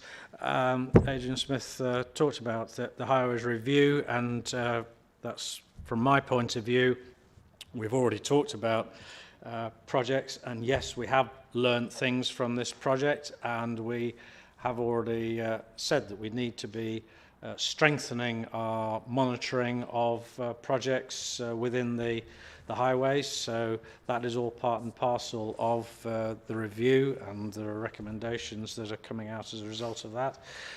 But it's not just the local area confined to the road. What the road is doing as well, it is accessing a much wider area for economic benefit for other businesses to be able to move quicker and avoid the congestion in Gedling and the tight roads there. So all in all, it is still value for money, as you've indicated. We are still getting economic benefits. It's just unfortunate that it is costing more than we first envisaged, but we still need to welcome it. Thank you, Chairman. Thank you, Neil. Mike, I've got you next. Yeah, just quickly, Chairman. The value in the scrutiny of this committee is huge as far as I'm concerned. So I welcome the comments by Councillor Cream and Councillor Hollis, because in the right vein, that's what we should be doing. 8.6 million is a huge amount of money. But I also recognise the valuable words that Adrian said, and that he said, we've learnt from this. Now, we can't ask any more than that. We didn't see COVID coming, we didn't see the price increases that were coming. But if we can manage future projects differently and then we've learnt from it, then that's a positive. And again, for Gedling and John, to recognise 73 million in and around the area, it's a huge investment coming to this area, which again, as Councillor Clark said, will stretch wider than that. So really disappointed that we're at 8.6 million. really positive that we've learnt something from it. Looking forward to seeing it finish. I'm looking forward to John bringing us something in from IKEA or Aldi or B&Q, wherever it is. Oh, you've not got IKEA. Thank you, Chairman. Okay, thanks very much, Mike. I've got you next, Keith. Thank you, Chairman. I think there's been some really good points made, to be fair, and it is recognised by everybody, I hope, that the benefits of this GAR is going to bring, and that's, I think, why it was all approved in the first place, because of the benefits. And I think if you look at page 45 and supporting documentation, you can see how much work's gone into this. And now this is a tongue-in-cheek comment, right? But actually, we've just talked about putting things on hold. Maybe if this was done in the first place, it'd have cost us about £2 million, and we'd have had all the benefits for many, many years. So it just goes to show how things can escalate. So I won't really go into all the benefits, because Councillor Hollis has he's admitted that he accepts that, and that's good. And I think I don't want to lost in the report, though, that out of the overspend, 4.149 million pound is coming back from government towards this. So we're not bearing the whole brunt of it as has been sort of implied, really. So others are taking some of that on. And if you look at the recommendation is to say that we actually go ahead with it, and I think we'd be moronic if we didn't go ahead with it, particularly in the situation that we are now. So I think the recommendation is absolutely right and proper. I've just got to cover one thing, though, that's been said, I think mentioned twice now, which just needs putting to bed a little bit, about a bridge. Because, we keep saying it, but just keep saying it don't mean it's going to happen. And I think part of your request for the bridge is in the right place, and that's the big issue, in the right place.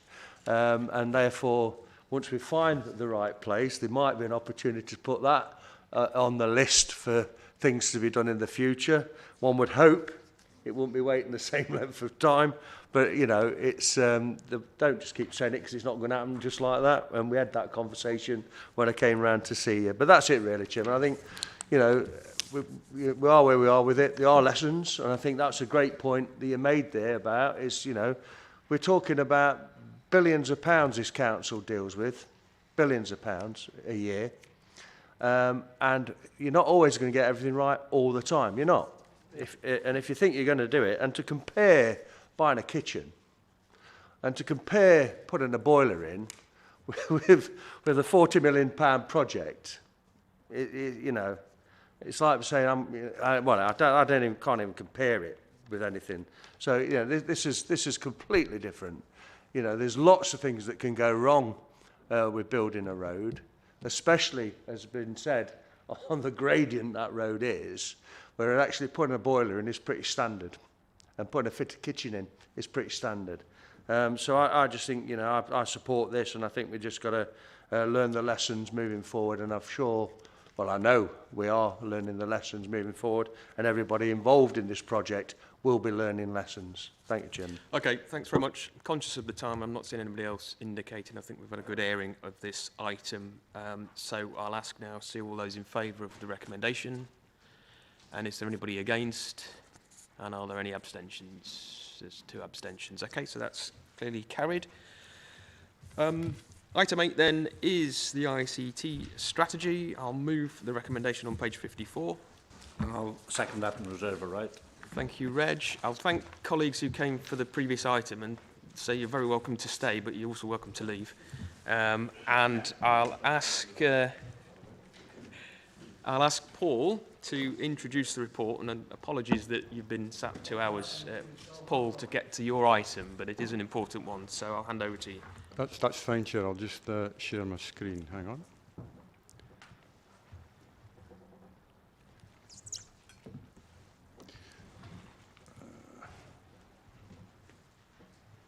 So thank you, Chair. This is the ICT strategy paper.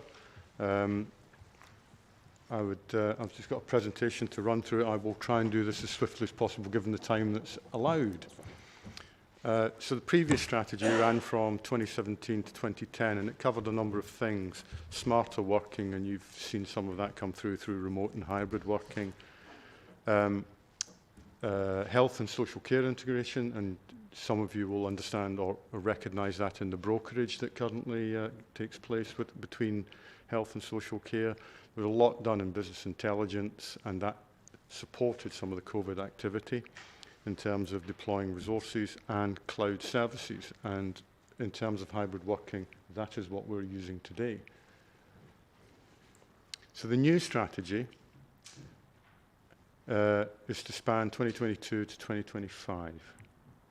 And the sort of way that that's been developed is I've been to CLT with a number of colleagues, and we've got information back about how those services want to develop in the future. We've spoken further with departments to a greater granular level, and also we've run a number of workshops.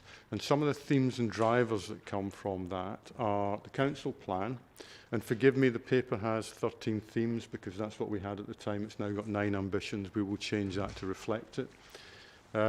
Speed of change. One of the good things that happened across COVID was that we were able to roll stuff out really quickly because the sort of acceptance of technology to enable people to work was sort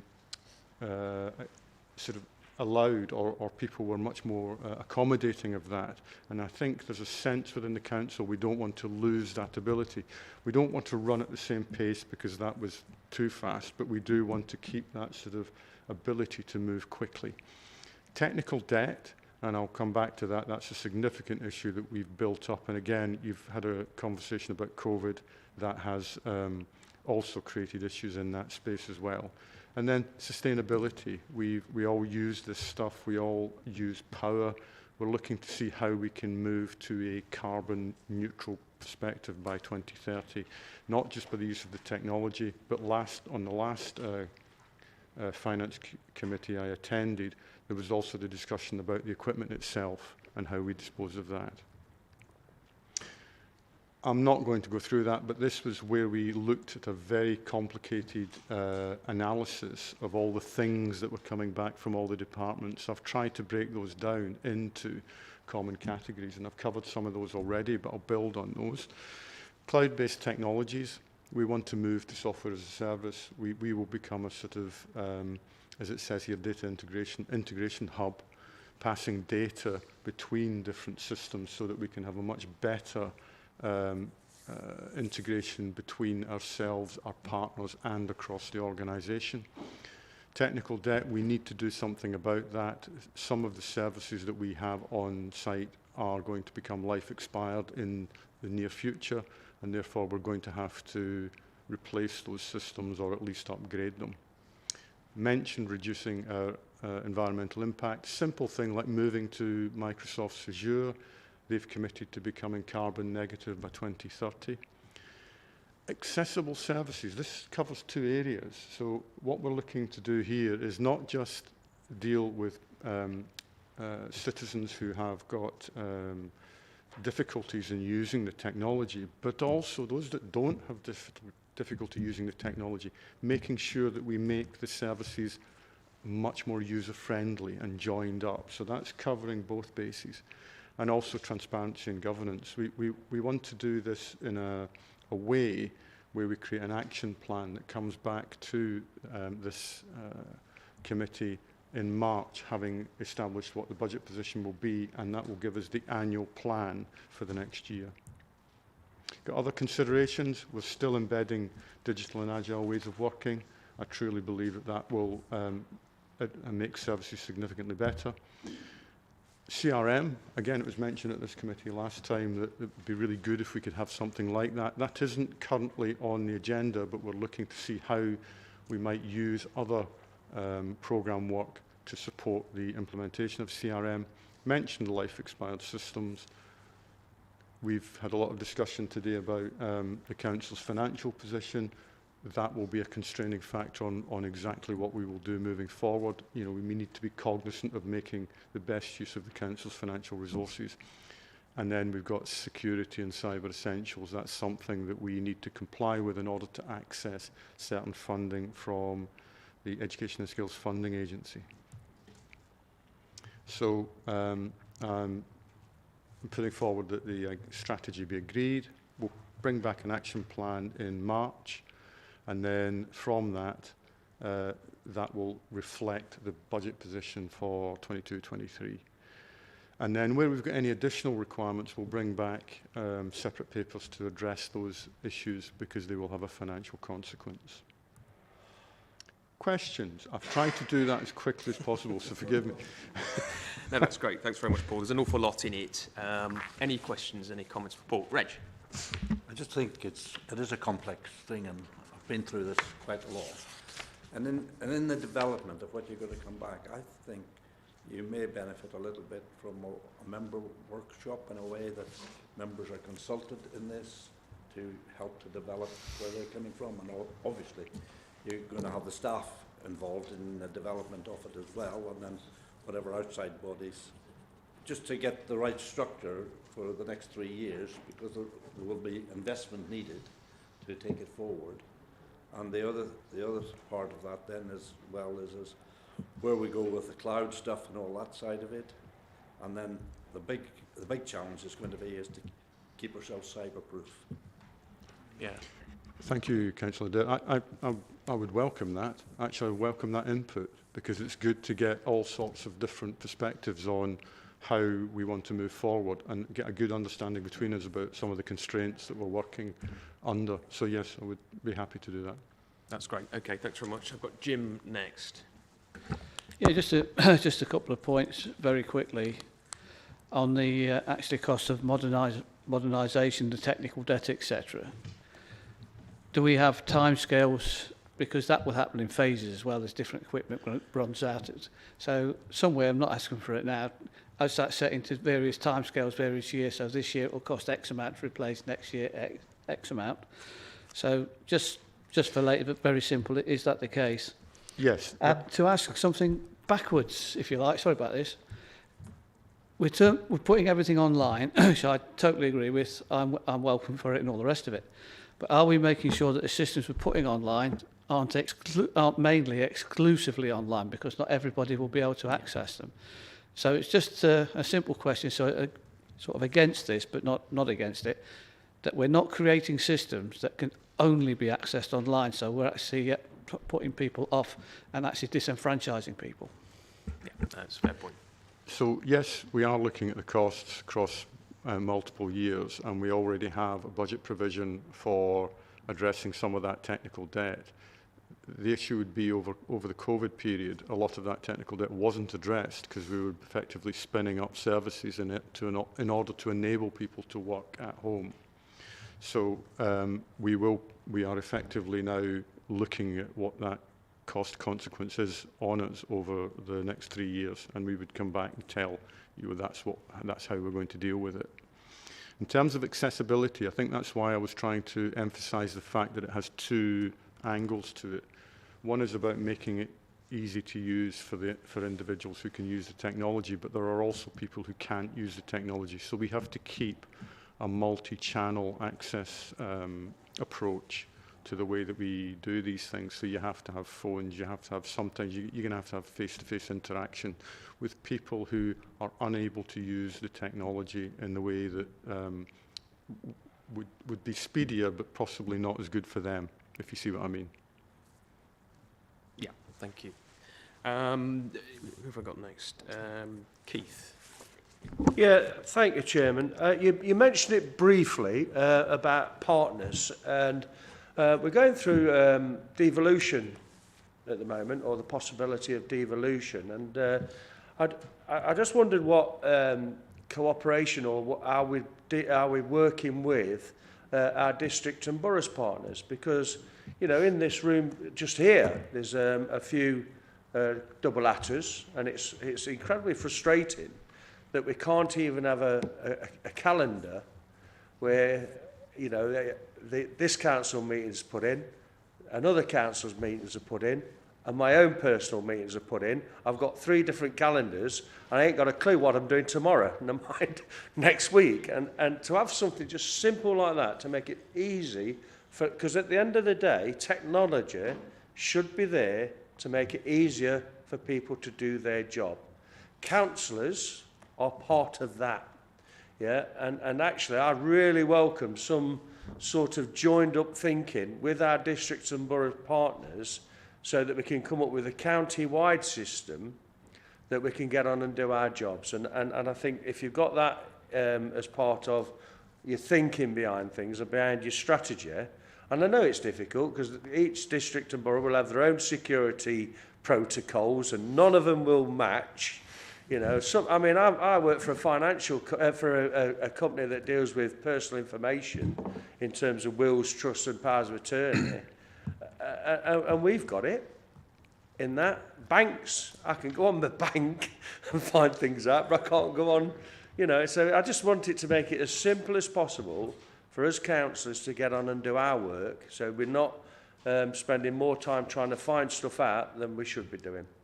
Thank you. It's a good point. In fairness, we recently allowed district council emails to be on your county council devices, which was always something we were told we couldn't do for years. So I think all credit for that. But I'm sure I don't have any specific on that. No, it can be achieved. It does require some investment, and it's a question of the balance of investment over functionality. I am more than happy to talk with districts about how we achieve that. We've done it with email, with Callan and Dring. It's a bit more difficult, but it's still achievable. I am happy to engage in that conversation.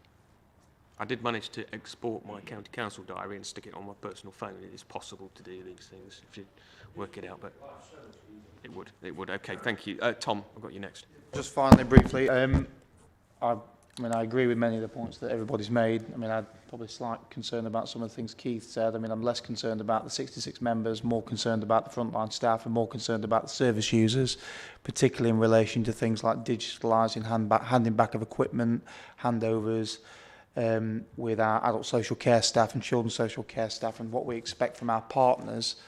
And I'd certainly be interested to know what kind of linking up technology and information-wise we have with some of our outside agencies.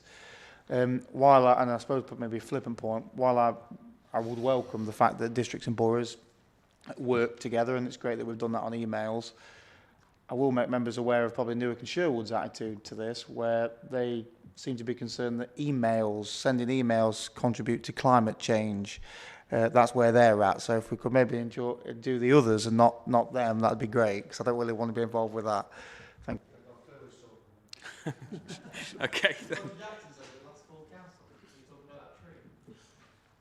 Let's not talk about trees. Andre. Great, I think it's all good, except I'm a little bit concerned about this rush to virtual meetings, people working from home. I'm just, there's something at the back of my mind that says that people are going to be able to control things, especially, you know, people who are highly technical be able to control meetings. We'd miss all the fun that we have here, talking to Tom and talking to Jason, having a bit of fun, all this knockabout. But seriously, in offices, a lot of the work is not only done in the office, it's about the interaction of people, having a cup of coffee, meeting up, doing this, doing that. That's all going to go. And are you going to be able to judge how somebody's working when they sat at home in the carpet slippers? I don't know if that's it. And we're rushing away and we're going mad at it. And I just think you just want to be careful and steady up. And because there's a lot to be said for face-to-face meetings, isn't there? And where you meet people, look in their eyes, see what they're on about. And that is a possibility of going, because people in control, and one of the ways you can control it is by technology. We can see that on the phones, on what you're issued with, what news you get, it's all being pumped out, and we're going so quickly towards it. Call me old-fashioned, but I think we should be careful. That's my point. Thank you. I don't know if you want me to come back on that, because I can come back. I mean, I've used this sort of technology for probably just under a decade now. There is an issue. The issue isn't about the technology, because I think it does help people work in a flexible manner. That's more about how are you going to manage it as a management structure. And I think that's where I would see that question being posited. Are we clear about how we're going to manage people moving forward? Because really, the technology supported us when we really needed it through COVID. And, you know, we couldn't have functioned particularly well without it. So I wouldn't say take it away, but we need to move to more management of outputs rather than, you know, presenteeism. That's the sort of thing that I would sort of respond with. Yeah. I did watch a programme about where companies, not such as yourselves, are having cameras in the home to make sure people are working. Now, that we can all say, well, that's a good idea, and we ought to know what they're doing. But in your home, to make sure that you're working, to check up that you're not having a cup of tea when you should be working, I don't know if that's a bit flippant, but that is the future, and the big brother is perhaps coming along, I don't know. I think it's safe to say that's not something that we're proposing to do. Yeah. And we've had a number of papers that come to Personnel Committee which talk about how we support staff, Gordon knows, how we support staff that are working remotely. And, you know, some people absolutely love it and it suits some people, others not quite the same. Yeah, but Chair, I agree with you, but it is on the horizon. Some companies are already doing it, am I right? Having cameras in houses, in the homes, check it. If I'm wrong, then let me know. No, you are correct. There are some companies that have deployed call centre staff to working from home, and they have cameras on them. That has happened. Yep. Trust us, it's not something we're planning. Gordon, I think you want to come in on that specific point. Yes, thank you, Richard. Fortunately, you're also on Personnel Committee, I chair the committee, and as Richard has already alluded to it, there's a huge investment going on making certain managers talk to their staff, which they are doing. There's no big brother stuff around here, there isn't. We do trust us. We've got a wonderful workforce. We keep on saying that's absolutely true, we have. A huge amount of time going from Marge and Jill and others and other managers to make certain that relationship between managers and a team continues. We want people to come back here if they're ready to come back here, and a lot more people are coming back into the workplace. There will be occasions, and there'll be those who are working from exclusively, but it'll be a mix of both. And wherever we can support, we will. A lot more work to be done, a lot more work will be done, but we, as you all know, live in very uncertain times with the figures going up, etc. So we have to be careful how we move and how quickly we move. Steadily, I think, is the answer to that one, which is exactly what we're doing. Thank you, Richard. Thanks, Gordon. That clarifies things. Mike, you were... Yeah, quickly.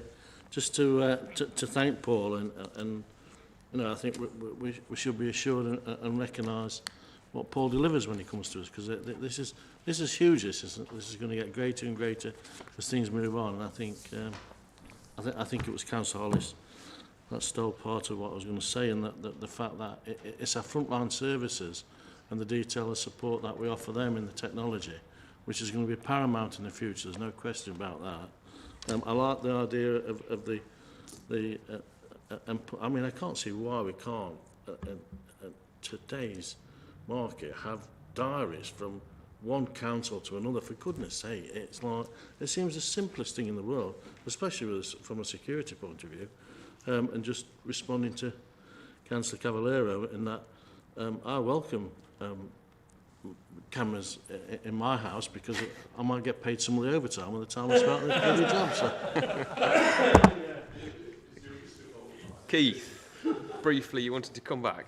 Yeah, a point of clarification, really. I think I've done Councillor Hollis some injustice by saying I didn't know what he was talking about. And I think I've just realised what he was talking about when he said full council meeting. I think it was in a district council full council meeting where he attended with Councillor Smith, where he came over to see what we was doing about 4 trees in Newark. And I think Councillor Jackson mentioned the fact it's 25 grams of carbon per email. So I think that's what he's referring to, which amazes me that he can travel all the way over to Newark and Sherwood to talk about 4 trees, when actually, when it's about 3,000 houses on a green belt land, he was nowhere to be seen in the public meeting there. So I apologise for not understanding what he was getting at, Councillor Hollis, but there you go. Thank you, Keith. On that note, I'm not seeing anybody else. Can I put this to the vote? Can I see everybody in favour? Okay, anybody against? Any abstentions? Okay, so that's carried. The final, thanks very much, Paul. Final item then is the work programme. Any questions, any additions, anything you want to take off? Everybody happy, Tom? Just about the children's budget. I know we talked about Yeah. keeping a close eye. I don't know if it's worth having every meeting or every other meeting, just where we bring them back just for an update. We'll certainly bring it back as and when it's appropriate to bring it back. Obviously, the financial monitoring report is on every meeting's agenda anyway, so anything that changes in children's budget you'll see within that, but when anything significant, we'll certainly bring it back. Mike? Just if there's anything from Cadra regards the difference between COVID and Brexit, and if we can separate that from the two so we understand it for future contracts that we put forward. Yeah, we'll give that some thought as well. Thank you. If there's nothing else, then everyone in favour of the work programme, thank you, and I'll close the meeting at 1:45. Thank you, Chairman. Thank you.